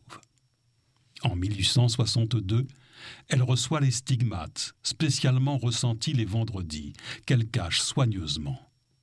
Elle reçoit l'inspiration de fonder l'Institut des Filles de Sainte-Anne, mère de Marie Immaculée, où les religieuses accomplissent de nombreuses initiatives au service des nécessiteux, des malades ou encore des personnes seules ou âgées. En permanence engagée auprès de son prochain, elle ouvre aussi des écoles populaires pour les enfants pauvres et toutes sortes d'œuvres selon les nécessités de son époque. À sa mort en 1900, Mère Anne-Rose laisse 3500 sœurs dans plusieurs pays.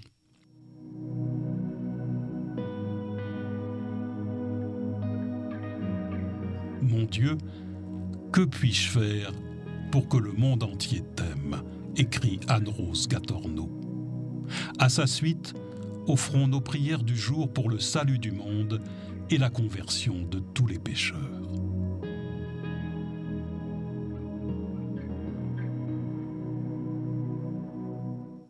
Voilà pour notre saint du jour. Il est tout juste 7h13 et je vous propose que l'on continue avec cette fois-ci un temps de recueillement autour de la parole du jour. Le chapitre 6 de l'Évangile selon saint Jean, les versets 30 à 35 ce matin. Évangile de Jésus-Christ selon saint Jean. Après la multiplication des pains, la foule dit à Jésus : « Quel signe vas-tu accomplir pour que nous puissions le voir et te croire ? Quelle œuvre vas-tu faire ? Au désert, nos pères ont mangé la manne. Comme dit l'Écriture, il leur a donné à manger le pain venu du ciel. » Jésus leur répondit : « Amen, amen, je vous le dis, ce n'est pas Moïse qui vous a donné le pain venu du ciel, c'est mon Père qui vous donne le vrai pain venu du ciel. Le pain de Dieu, c'est celui qui descend du ciel et qui donne la vie au monde. » Ils lui dirent alors : « Seigneur, donne-nous de ce pain-là toujours. » Jésus leur répondit : « Moi, je suis le pain de la vie. Celui qui vient à moi n'aura plus jamais faim. Celui qui croit en moi n'aura plus jamais soif. » La question hier portait sur notre quête de Jésus, confort spirituel ou engagement de nous-mêmes, suite du Christ jusqu'en sa passion. Jésus sait mettre le doigt sur nos ambiguïtés. En voici une autre. Elle tient à la question des œuvres. Que devons-nous faire pour travailler aux œuvres de Dieu ? Demandaient les gens. Une belle question que tout pasteur aimerait entendre. La réponse de Jésus : travailler aux œuvres de Dieu, c'est croire en celui qu'il a envoyé. Nous entendons beaucoup parler des œuvres de miséricorde en cette année sainte. Faut-il se jeter à corps perdu dans les œuvres ? Ne seront-elles pas de l'activisme ? Commençons par contempler le Christ. Travailler aux œuvres de Dieu, c'est croire au Christ. De cette foi découlent les œuvres. Je crois en lui. Je ne peux pas ne pas dire ce qu'il a fait, vivre ce qu'il a vécu. Jusqu'où irai-je ? La suite du discours entendu aujourd'hui met en scène la multiplication des pains comme nouveau don de la manne. Jésus est la nourriture que Dieu donne gratuitement. Dans sa passion, sa mort et sa résurrection, le Christ accomplit ce que le signe de la manne dans le désert préfigurait, apaiser la faim. Mais que se passe-t-il en fait ? Les gens qui entourent Jésus sont, disons, un peu lourds. Nous ressembleraient-ils ? Ils viennent d'être rassasiés par ce pain en abondance, puisqu'il en reste. Et que demande-t-il à Jésus ? Juste après, donne-nous un signe à voir que nous puissions te croire. Courageux, Jésus, qui rebondit sur la question plutôt que de les renvoyer à leur aveuglement. Bien des fois, dans les évangiles, on l'entendra dire à ses disciples : « Vous n'avez rien compris. Vous ne comprenez pas encore ?» Il est de longue haleine le travail des pédagogues, des enseignants, parfois, face à leur public, face à leurs élèves. Combien de fois faut-il répéter pour que ça rentre ? Est-ce de l'ironie de la part de saint Jean ? Les interlocuteurs de Jésus sont pris pour des aveugles. On se rappelle que 3 chapitres plus loin, saint Jean va développer un nouveau signe, la guérison de l'aveugle-né. Tout est lié. Pour le moment, les interlocuteurs veulent un signe plus grand que la manne, leur référence à tous, puisque c'est la référence à Moïse. Ils sont aveugles, ils ne comprennent pas. En la personne de Jésus, Dieu a donné le pain du ciel, le pain de la vie éternelle, la source de vie éternelle pour celui qui croit. Ne méprisons pas trop vite ces gens aveugles. Saint Jean témoigne du difficile chemin qui conduit à la foi, le chemin des catéchumènes. Mais si nous sommes pour la plupart baptisés, sommes-nous encore sur ce chemin qui conduit à la foi ou sommes-nous encore un peu lourds, lents à croire ce qui avait été annoncé par Moïse et les prophètes ?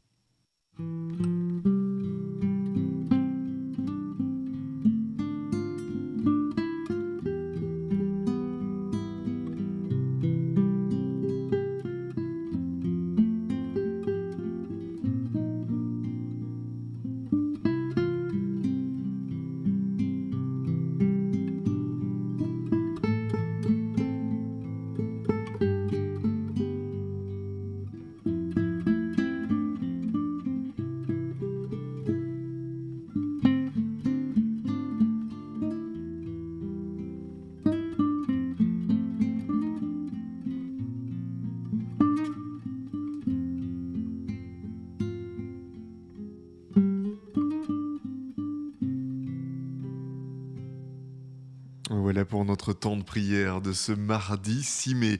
Vous venez de suivre à l'instant le chapitre 6 de l'Évangile selon Saint Jean, les versets 30 à 35. Le commentaire était assuré par le Père Aurieux ce matin.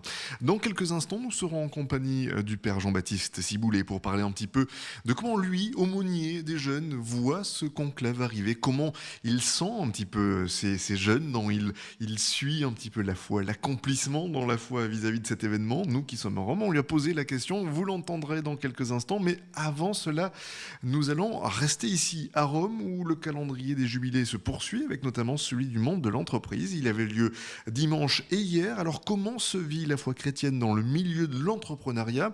Karine Forest est la vice-présidente des entrepreneurs et dirigeants chrétiens. Elle coordonne la délégation des EDC à Rome et elle était l'invitée de la matinale de KTO. Voici son interview. L'invité de la matinale. KTO Radio. En parallèle des événements romains, le calendrier des jubilés se poursuit à Rome. Après celui des travailleurs, c'est au tour du monde de l'entreprise. Alors comment allier succès économique et responsabilité morale ? C'est l'une des interrogations profondes des dirigeants chrétiens. Karine Forêt nous éclaire sur cette question ce matin. Bonjour. Bonjour. Merci d'être avec nous sur KTO Radio. Vous êtes vice-présidente des entrepreneurs et dirigeants chrétiens et vous coordonnez la délégation des EDC à Rome lors de ce jubilé qui a débuté hier et qui se poursuit aujourd'hui. C'est un jubilé d'ailleurs particulier que vous vivez à Rome en cette période de vacances du siège apostolique. Oui, c'est un peu particulier parce que le programme a été un peu chamboulé.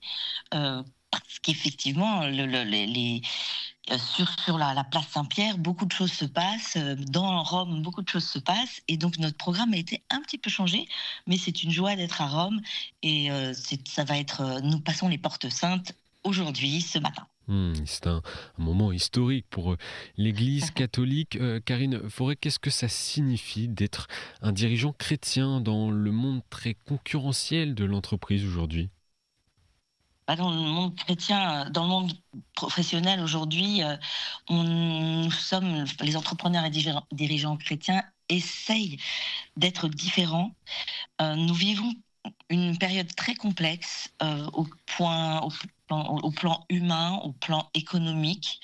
On peut dire quand même que la paix, on a perdu beaucoup de la paix, y compris dans le monde économique. Et on voudrait incarner cette espérance, l'espérance à laquelle nous appelle le pape François. Parce que la paix se perd, y compris dans nos entreprises, qu'elles soient petites, grandes, au milieu de toutes ces guerres économiques et politiques aussi. Dieu nous a placés et il nous a donné la foi. Et nous croyons que l'entreprise peut être un lieu d'espérance. Le thème a été très, très, très bien choisi par le pape et les EDC veulent vraiment incarner cette espérance. L'entreprise peut être un lieu d'espérance, un lieu centré sur la relation humaine, même à l'ère de l'IA, et un lieu où les talents vont se révéler, où l'écoute peut exister, au lieu de la polarisation systématique, où la coopération peut être réelle et on peut servir le bien commun. C'est possible, oui. Comment se vit la foi chrétienne dans un milieu, celui de l'entrepreneuriat, qui est accroché à des indicateurs qui sont plutôt matériels et économiques ? Alors là, vous me posez la question du témoignage chrétien en entreprise. En fait, il y a plusieurs degrés. Je dirais que le premier degré, c'est d'être différent, c'est de rayonner de la joie de l'évangile sans autres mots. Et que ça se voit par nos décisions, ça se voit par nos comportements, ça se voit par nos choix. Et le fait de simplement être sans aucun autre mot, être des témoins sans le dire, c'est déjà un premier niveau. Et on peut dire que pour nous, les dirigeants chrétiens, la doctrine sociale de l'Église est une boussole pour nous. Une boussole donc, qui nous donne un repère pour viser en priorité la dignité de l'homme, le respect de la dignité de l'homme, le bien commun. Et vraiment, ces repères nous aident à prendre nos décisions au quotidien. On se forme, aux EDC, on se forme. Nous avons un campus qui nous aide à comprendre ce qu'est la subsidiarité, comment on la met en pratique, en quoi c'est différent de la simple délégation. Lorsque j'ai dans mon travail du quotidien un domaine pour lequel je confie à un de mes collaborateurs un cadre, dans ce cadre, je veux le responsabiliser, je ne vais pas lui déléguer ce cadre, je vais travailler en subsidiarité, c'est-à-dire que je vais lui faire confiance. Et donc la confiance, c'est vraiment la confiance, c'est-à-dire la foi, la foi en Dieu, mais la confiance les uns dans les autres est le ciment qui va me permettre de ne pas être dans le contrôle, ce qui serait le cas dans un monde où la délégation règne, mais non dans un monde où la subsidiarité règne, comme la pensée sociale chrétienne nous l'enseigne. Eh bien, je ne suis pas dans le contrôle, je suis dans la confiance. Mon collaborateur sait que je peux l'aider, mais c'est à lui de me déléguer lorsqu'il a besoin que je supplée à certaines choses ou que je l'aide tout simplement. Donc, on met en pratique les grands principes qui sont ancestraux et qui sont déjà très clairs dans la parole. Et bien, dans le monde de l'entreprise, on peut les mettre en pratique en étant tout simplement quelqu'un qui décide différemment. Ensuite, à un moment donné, peut-être il faut aussi faire savoir qu'on est chrétien. Soit par simplement ça peut être des prises de parole à la radio par exemple, mais ça peut être tout simplement un logo EDC dans son compte LinkedIn. Et les personnes se questionnent et viennent nous poser des questions. Ah, tu es chrétien. Et à partir de là, quand on vient nous voir, quand ce mouvement est dans ce sens, eh bien, on a ça permet de respecter la liberté de chacun et de ne pas faire de prosélytisme en entreprise. Karine Forêt, le pape François a livré beaucoup d'encycliques. Quel grand enseignement avez-vous pu retenir en tant que dirigeante chrétienne de ce qu'a livré le pape François ? C'était vraiment un homme tourné vers le monde de l'entreprise. Il a vraiment su reconnaître le rôle essentiel que jouent les entrepreneurs. Et effectivement, avec son encyclique Laudato Si, que nous avons vraiment pu étudier. Et nous nous sommes posés un grand nombre de questions à travers nos équipes d'essai pour mettre en pratique l'évangile, mettre l'évangile au cœur de l'économie à travers, bien sûr, tout ce que Laudato Si nous a apporté. Et c'était vraiment une vision prophétique, je pense, cette encyclique. Et le pape nous a appelés sans relâche à une économie qui sert la personne humaine, qui soit respectueuse vraiment de la dignité de chacun, mais aussi de l'environnement, parce que c'est un tout. Nous faisons partie de cette maison commune que nous devons avoir à cœur de respecter pour créer un monde qui va être vertueux plutôt que de détruire cette grâce de ce monde merveilleux que le Seigneur a créé. Autre attention du pape sur l'intelligence artificielle, vous en avez parlé, qui est une véritable révolution dans nos sociétés. Vous qui avez fondé plusieurs entreprises dans le domaine du digital, comment abordez-vous cette révolution ? En fait, ça, c'est vraiment une question brûlante, parce que contrairement à toutes les ruptures technologiques qu'on a pu tous vivre, celle-ci a une particularité, c'est sa vitesse. Ça va à une vitesse, le train d'annonce, le train d'annonce technologique et de dire en anglais des game changers changent très très rapidement. Donc on pourrait avoir l'attitude de mouvement de recul, parce qu'on se dit oulala, qu'est-ce que cette nouvelle technologie que je vois, que j'ai dans mes mains déjà, parce que tout le monde l'a déjà dans ses mains, comment elle va changer le quotidien de mon entreprise, comment elle va changer mon modèle économique. Donc on se pose ces questions-là, on y travaille sérieusement, parce que si Dieu a permis que l'IA, que l'outil de l'intelligence artificielle existe, c'est bien parce que il faut aussi investir ce monde-là, et ne pas avoir peur. Je pense que le Seigneur nous invite à avoir de l'audace, nous les dirigeants chrétiens, et pas avoir peur de cette technologie, mais au contraire voir tout ce qu'elle peut faire de bien, parce que comme tout outil, il y aura le côté vertueux, et il y aura aussi des personnes qui vont l'utiliser à leur profit personnel en détruisant les ressources. Donc c'est vraiment un sujet dont il faut que les chrétiens s'emparent, mais pas que, tout le monde, pour le bien, pour le bien commun. Et aujourd'hui, comment s'y prendre ? C'est d'essayer, je pense, de partir sur d'essayer dans son propre métier, ne pas vouloir faire des IA ou utiliser des IA qui font tout et n'importe quoi, mais se spécialiser dans son cœur de métier et voir comment sur mon cœur de métier, je vais pouvoir changer quelque chose de significatif en conservant les emplois et en les réorientant, et surtout en formant les gens, en les accompagnant dans ces changements qui vont être très très rapides. Donc aimer ses collaborateurs, les accompagner dans ce changement, aimer son entreprise et lui faire passer un cap avec ce nouveau monde, ça va être essentiel pour que l'humain reste au cœur. La plus grand risque, c'est la perte de contrôle. Donc si on veut que l'humain reste au cœur, il faut qu'il comprenne cet outil, il faut qu'il sache l'utiliser à bon escient.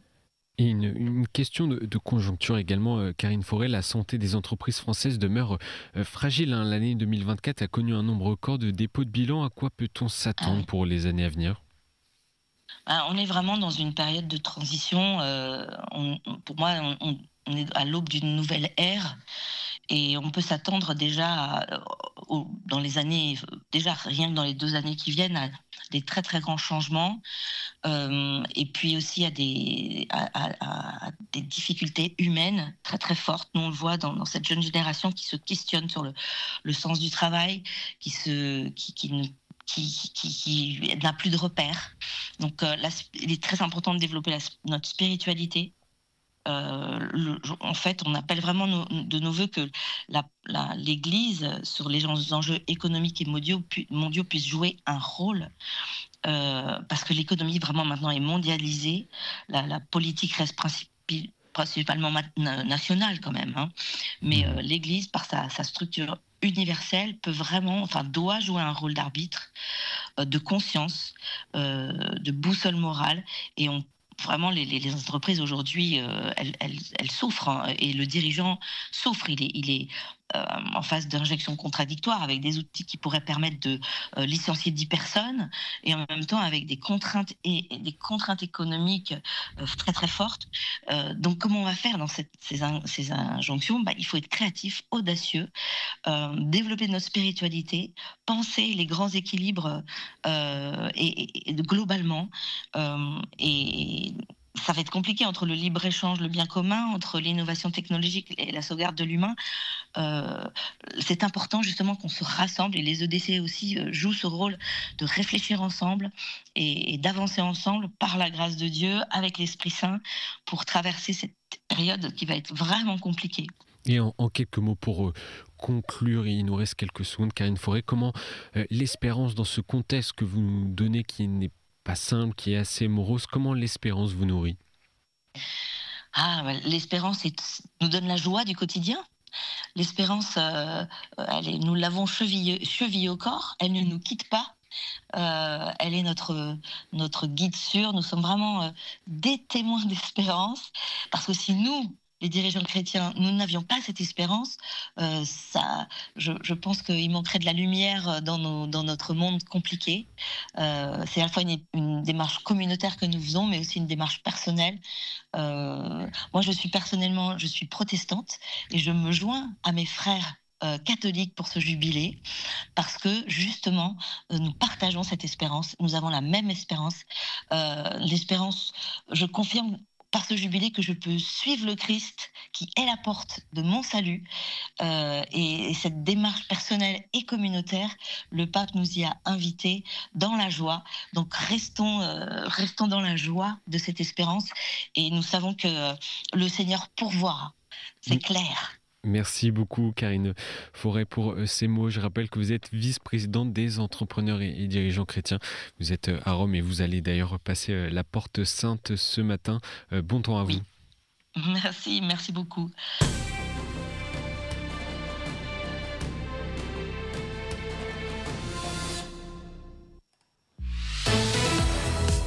En direct de Rome et jusqu'à 9h, matinale spéciale préparation du conclave. À 7h33 sur Radio Fidélité. Nous sommes nous aussi en direct de Rome. Soyez les bienvenus si vous venez nous rejoindre dans cette matinale en ce mardi matin. Nous allons aller entre la Loire-Atlantique et Rome ce matin pour retrouver le Père Jean-Baptiste Ciboulet. Bonjour Père, merci beaucoup d'être avec nous sur les ondes de Radio Fidélité. Vous êtes l'aumônier des jeunes adultes à Nantes. Avec vous, on va regarder un petit peu comment justement ces jeunes voient cette arrivée d'un futur pape, ce conclave qui va ouvrir ses portes demain dans le courant de la journée. Tout d'abord, Père Ciboulet, tout simplement, est-ce que les jeunes, ils en parlent? Est-ce qu'ils vous en parlent de ce CD vacanté et de ce souverain pontife qu'on va apprendre très prochainement à connaître?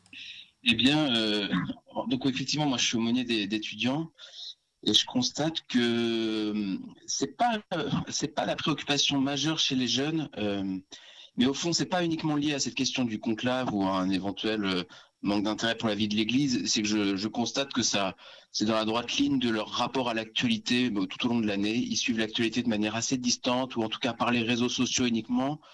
Et en tout cas, j'ai pas eu l'impression que ça habite beaucoup de leurs conversations. Peut-être, c'est peut-être plus ça concerne plus peut-être les jeunes catholiques qui ont grandi dans le bercail catho, qui sont habitués à suivre la vie de l'Église et qui peuvent avoir des idées sur les enjeux de l'Église et des souhaits pour le prochain pontificat. Mais je me rends compte que c'est pas la grande majorité des jeunes, et encore moins de ceux de plus en plus nombreux qui viennent frapper à la porte de l'Église pour demander un sacrement ou pour découvrir la foi chrétienne. Eux en parlent assez peu. Père Ciboulet, est-ce que d'une certaine façon, justement, alors face à ces jeunes qui en parlent peut-être un petit peu moins, est-ce que vous considérez que c'est votre rôle en tant que prêtre, en tant qu'aumônier, de leur faire vivre ce talent-là, d'en parler avec eux? Exactement, c'est ce que j'allais dire.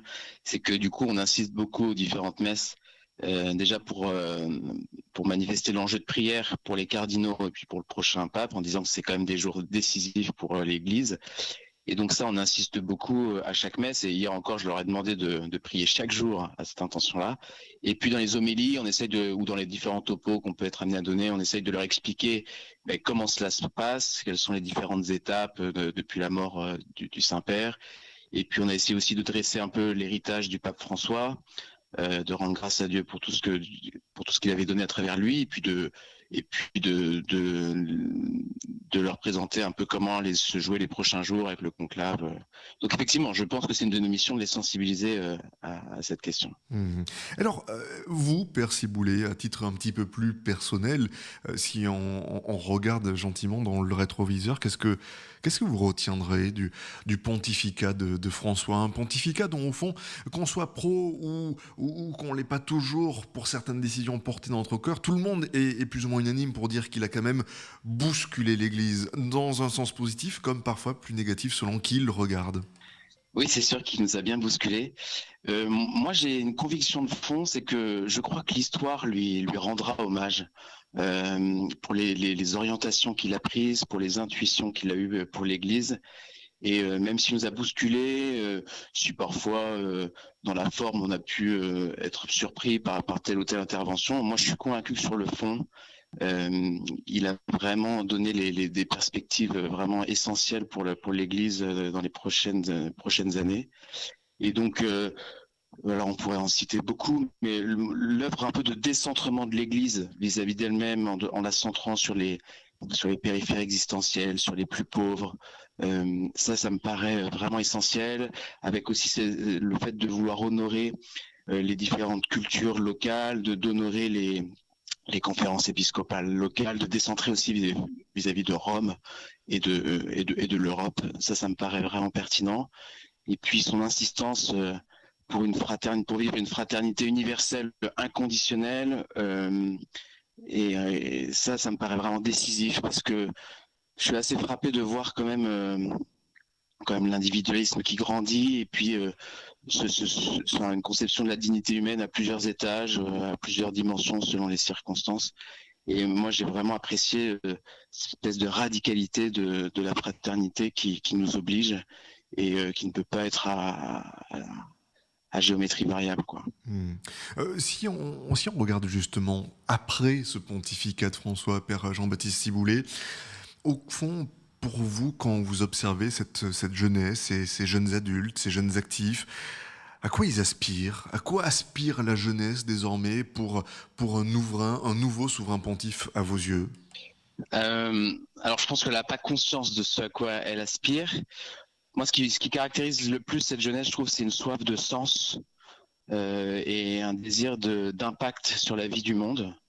Et donc, on les sent quand même un peu, à la fois désabusés sur le côté consumériste, matérialiste de notre société. Et donc, ils découvrent la dimension spirituelle de leur être, et ils veulent vraiment l'honorer, et ils veulent mettre du sens dans leur métier, ils veulent trouver leur place en fait dans ce monde. Et donc du coup, alors dans quelle mesure le pape peut les aider à vivre cela? Moi je pense qu'un des grands enjeux pour la vie de l'Église et du monde, c'est d'avoir un pape qui puisse alerter sur le danger de l'archipélisation un peu à tous les niveaux. Alors on le voit dans nos sociétés, mais on le voit de plus en plus à l'échelle du monde où maintenant c'est les rapports de force qui dominent entre nations, et que l'aspect communauté des nations et solidarité humaine, et je trouve, est sérieusement blessé. Face à ce constat d'archipélisation, que ce soit au niveau international ou au niveau de la société ou au niveau un peu interpersonnel, moi je pense qu'un pape qui montre que la véritable manière de donner de la consistance à sa vie, c'est de se tourner vers l'autre, c'est de se mettre au service des autres, et c'est une manière d'avoir une vie qui porte du fruit, qui a pleinement du sens. Et ça, les jeunes seront sensibles à ça, afin qu'ils puissent devenir des artisans de paix, de justice, et un peu libérés de l'individualisme ambiant, du consumérisme, dont ils ne sortent pas indemnes évidemment, parce que c'est l'air qu'on respire chaque jour. Donc voilà, les aider à trouver du sens et à trouver un épanouissement dans le service et puis la relation aux autres en fait. Pour terminer, Père Jean-Baptiste Ciboulet, une question un petit peu plus personnelle, nous forcément, qui ne sommes pas dans l'Église, qui regardons ça d'un vieux extérieur, certains auditeurs qui peuvent nous écouter ce matin, mais qui peuvent pour le coup être très détachés du quotidien de l'Église.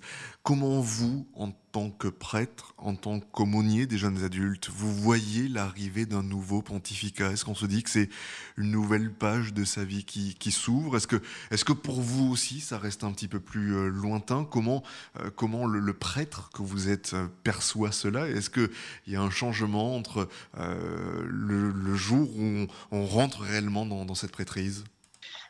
Bien, à la fois, je me rappelle que l'Église est bien plus que le pape, et en même temps, je me rends compte de l'impact que peut avoir la personne du pape sur la vie de l'Église. Et en fait, quand je me rappelle, moi j'étais marqué quand même par l'élection du pape François, et de voir l'espèce de dynamisme et d'enthousiasme que ça avait donné à la vie de l'Église dans les années qui avaient suivi, et puis la découverte assez heureuse d'une nouvelle personnalité, de son histoire, de ses intuitions, de ses désirs pour l'Église. J'avais trouvé que c'était vraiment un bol d'air frais pour l'Église, qu'on avait senti jusque dans la vie quotidienne, dans les rapports avec les non-chrétiens. Et donc moi, je serais heureux de cela, que la découverte de ce nouveau pape soit l'occasion d'un nouveau dynamisme, un nouvel enthousiasme qui nous ramène à la joie d'être chrétien, à la mission.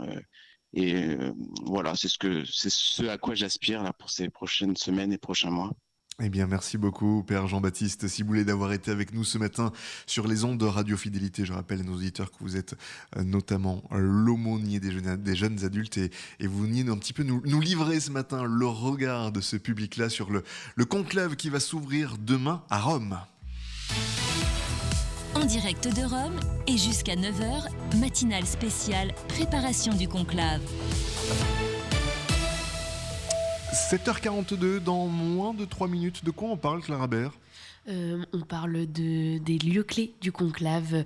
On va faire un grand tour. On passera par la basilique Saint-Pierre, la chapelle Sixtine ou encore la loggia de la basilique.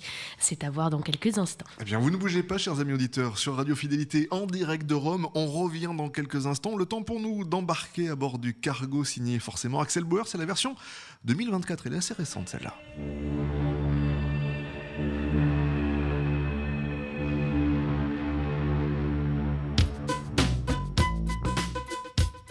Matinale spéciale préparation du conclave.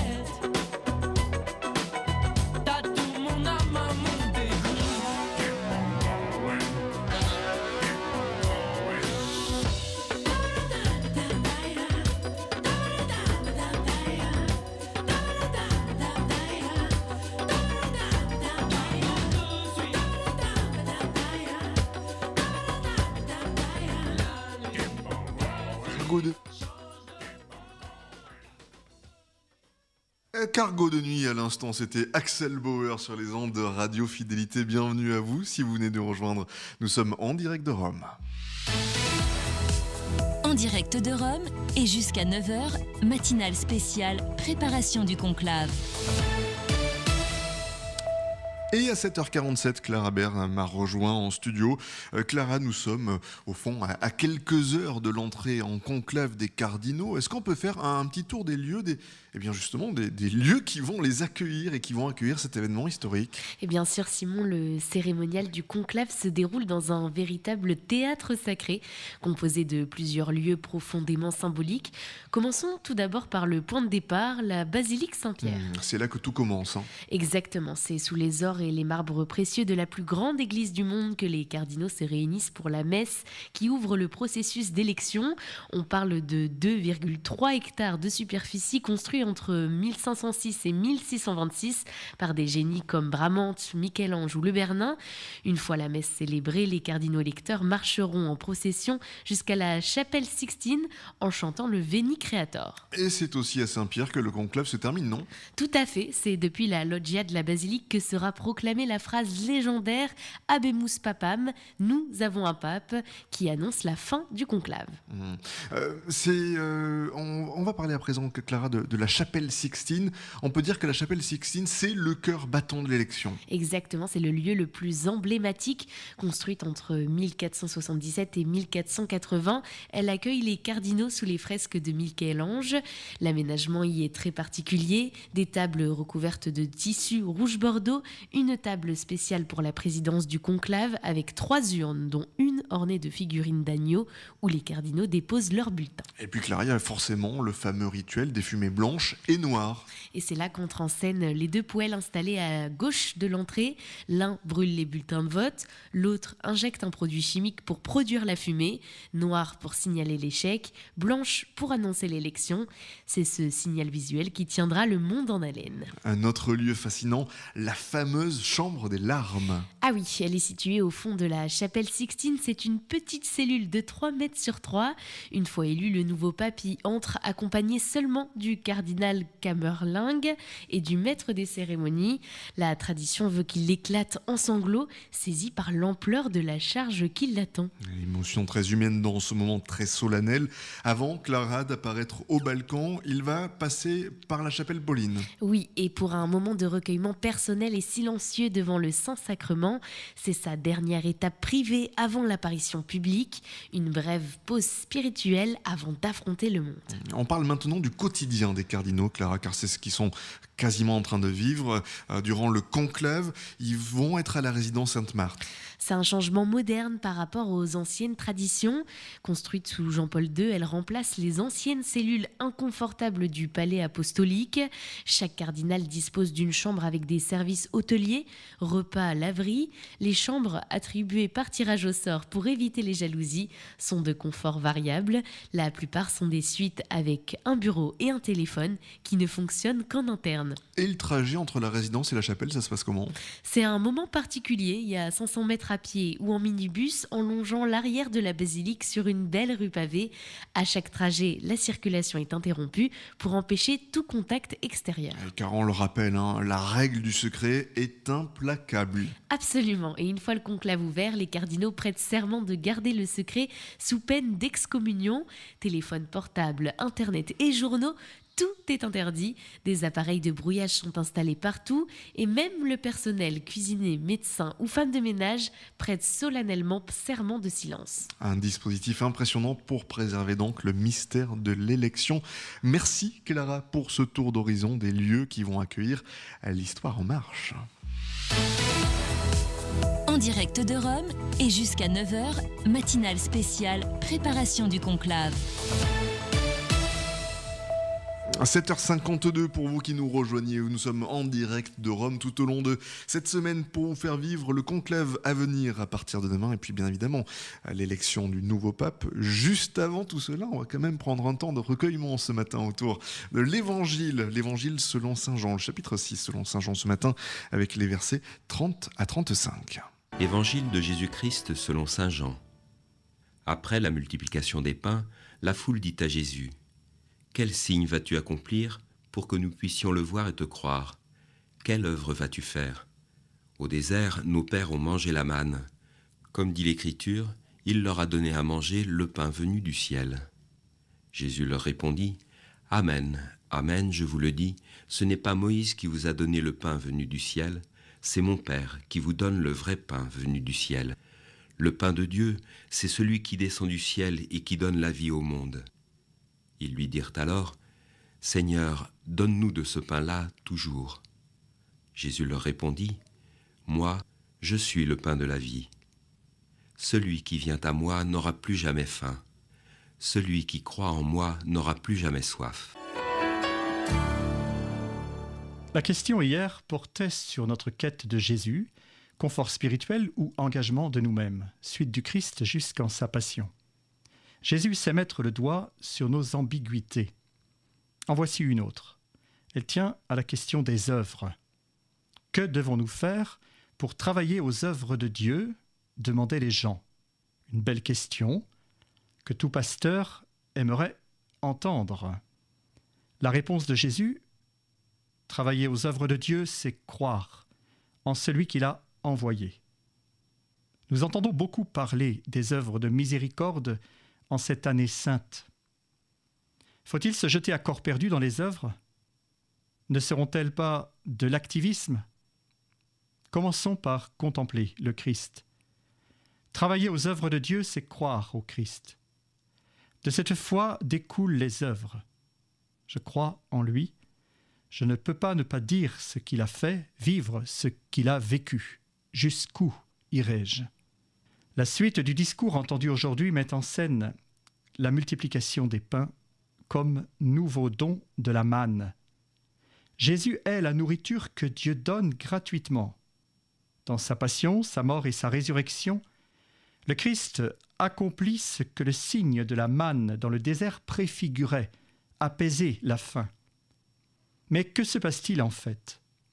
Les gens qui entourent Jésus sont, disons, un peu lourds. Nous ressemblerait-il? Ils viennent d'être rassasiés par ce pain en abondance, puisqu'il en reste. Et que demande-t-il à Jésus? Juste après, donne-nous un signe à voir, que nous puissions te croire. Courageux, Jésus, qui rebondit sur la question plutôt que de les renvoyer à leur aveuglement. Bien des fois, dans les évangiles, on l'entendra dire à ses disciples, « Vous n'avez rien compris. Vous ne comprenez pas encore ?» Il est de longue haleine le travail des pédagogues, des enseignants, parfois, face à leur public, face à leurs élèves. Combien de fois faut-il répéter pour que ça rentre? Est-ce de l'ironie de la part de Saint Jean? Les interlocuteurs de Jésus sont pris pour des aveugles. On se rappelle que 3 chapitres plus loin, Saint Jean va développer un nouveau signe, la guérison de l'aveugle-né. Tout est lié. Pour le moment, les interlocuteurs veulent un signe plus grand que la manne, leur référence à tous, puisque c'est la référence à Moïse. Ils sont aveugles, ils ne comprennent pas. En la personne de Jésus, Dieu a donné le pain du ciel, le pain de la vie éternelle, la source de vie éternelle pour celui qui croit. Ne méprisons pas trop vite ces gens aveugles. Saint Jean témoigne du difficile chemin qui conduit à la foi, le chemin des catéchumènes. Mais si nous sommes pour la plupart baptisés, sommes-nous encore sur ce chemin qui conduit à la foi ou sommes-nous encore un peu lourds, lents à croire ce qui avait été annoncé par Moïse et les prophètes?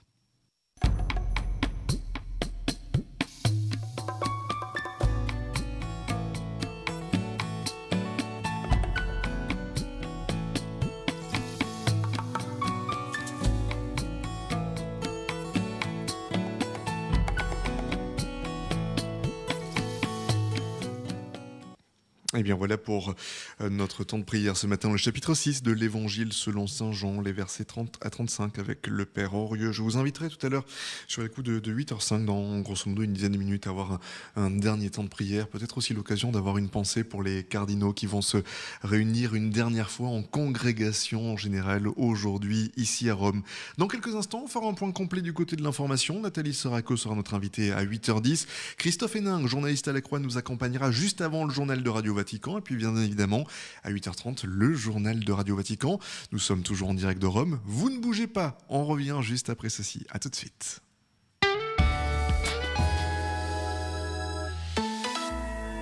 Chers auditeurs de Radio Fidélité, dans quelques jours, un nouveau chapitre de l'histoire de l'Église va s'écrire à Rome et nous voulons vous y amener. Notre équipe sera au Vatican pour vous faire vivre minute par minute l'élection du successeur du pape François.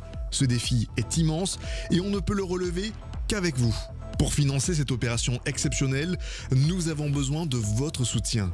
6 000 € sont nécessaires pour assurer notre présence et vous offrir une couverture unique de cet événement historique. Alors, chaque don compte. 30 € nous permettent de financer 1 heure de direct, 50 € financent un reportage exclusif au cœur du Vatican. Rendez-vous dès maintenant sur notre site internet radio-fidélité.fr en ligne ou alors faites un chèque à l'adresse Radio Fidélité, 6 rue Malherbe, 44 000 Nantes. Ensemble, vivons ce moment d'histoire. Ensemble, soyons témoins de ce conclave historique. Radio Fidélité compte sur vous. Je compte sur vous. Merci. Une fenêtre Jeannot, c'est un cadre, comme celui d'un tableau. C'est un cadre de vie, le vôtre. Depuis plus de 50 ans, le réseau français de menuisiers créateurs Jeannot conçoit et pose des fenêtres et portes sur mesure pour vous aider à créer vos plus beaux cadres de vie. Jeannot, menuisier créateur. Changez votre cadre de vie sur jeannot.com. Envie de donner un nouvel élan à votre carrière? Vivencia est là pour vous accompagner. Et nous sommes avec sa fondatrice, Véronique Pivert. Bonjour. Bonjour. Je vous écoute depuis maintenant quelques mois sur Radio Fidélité. Je fais appel à vous. Comment ça se passe, le premier entretien ?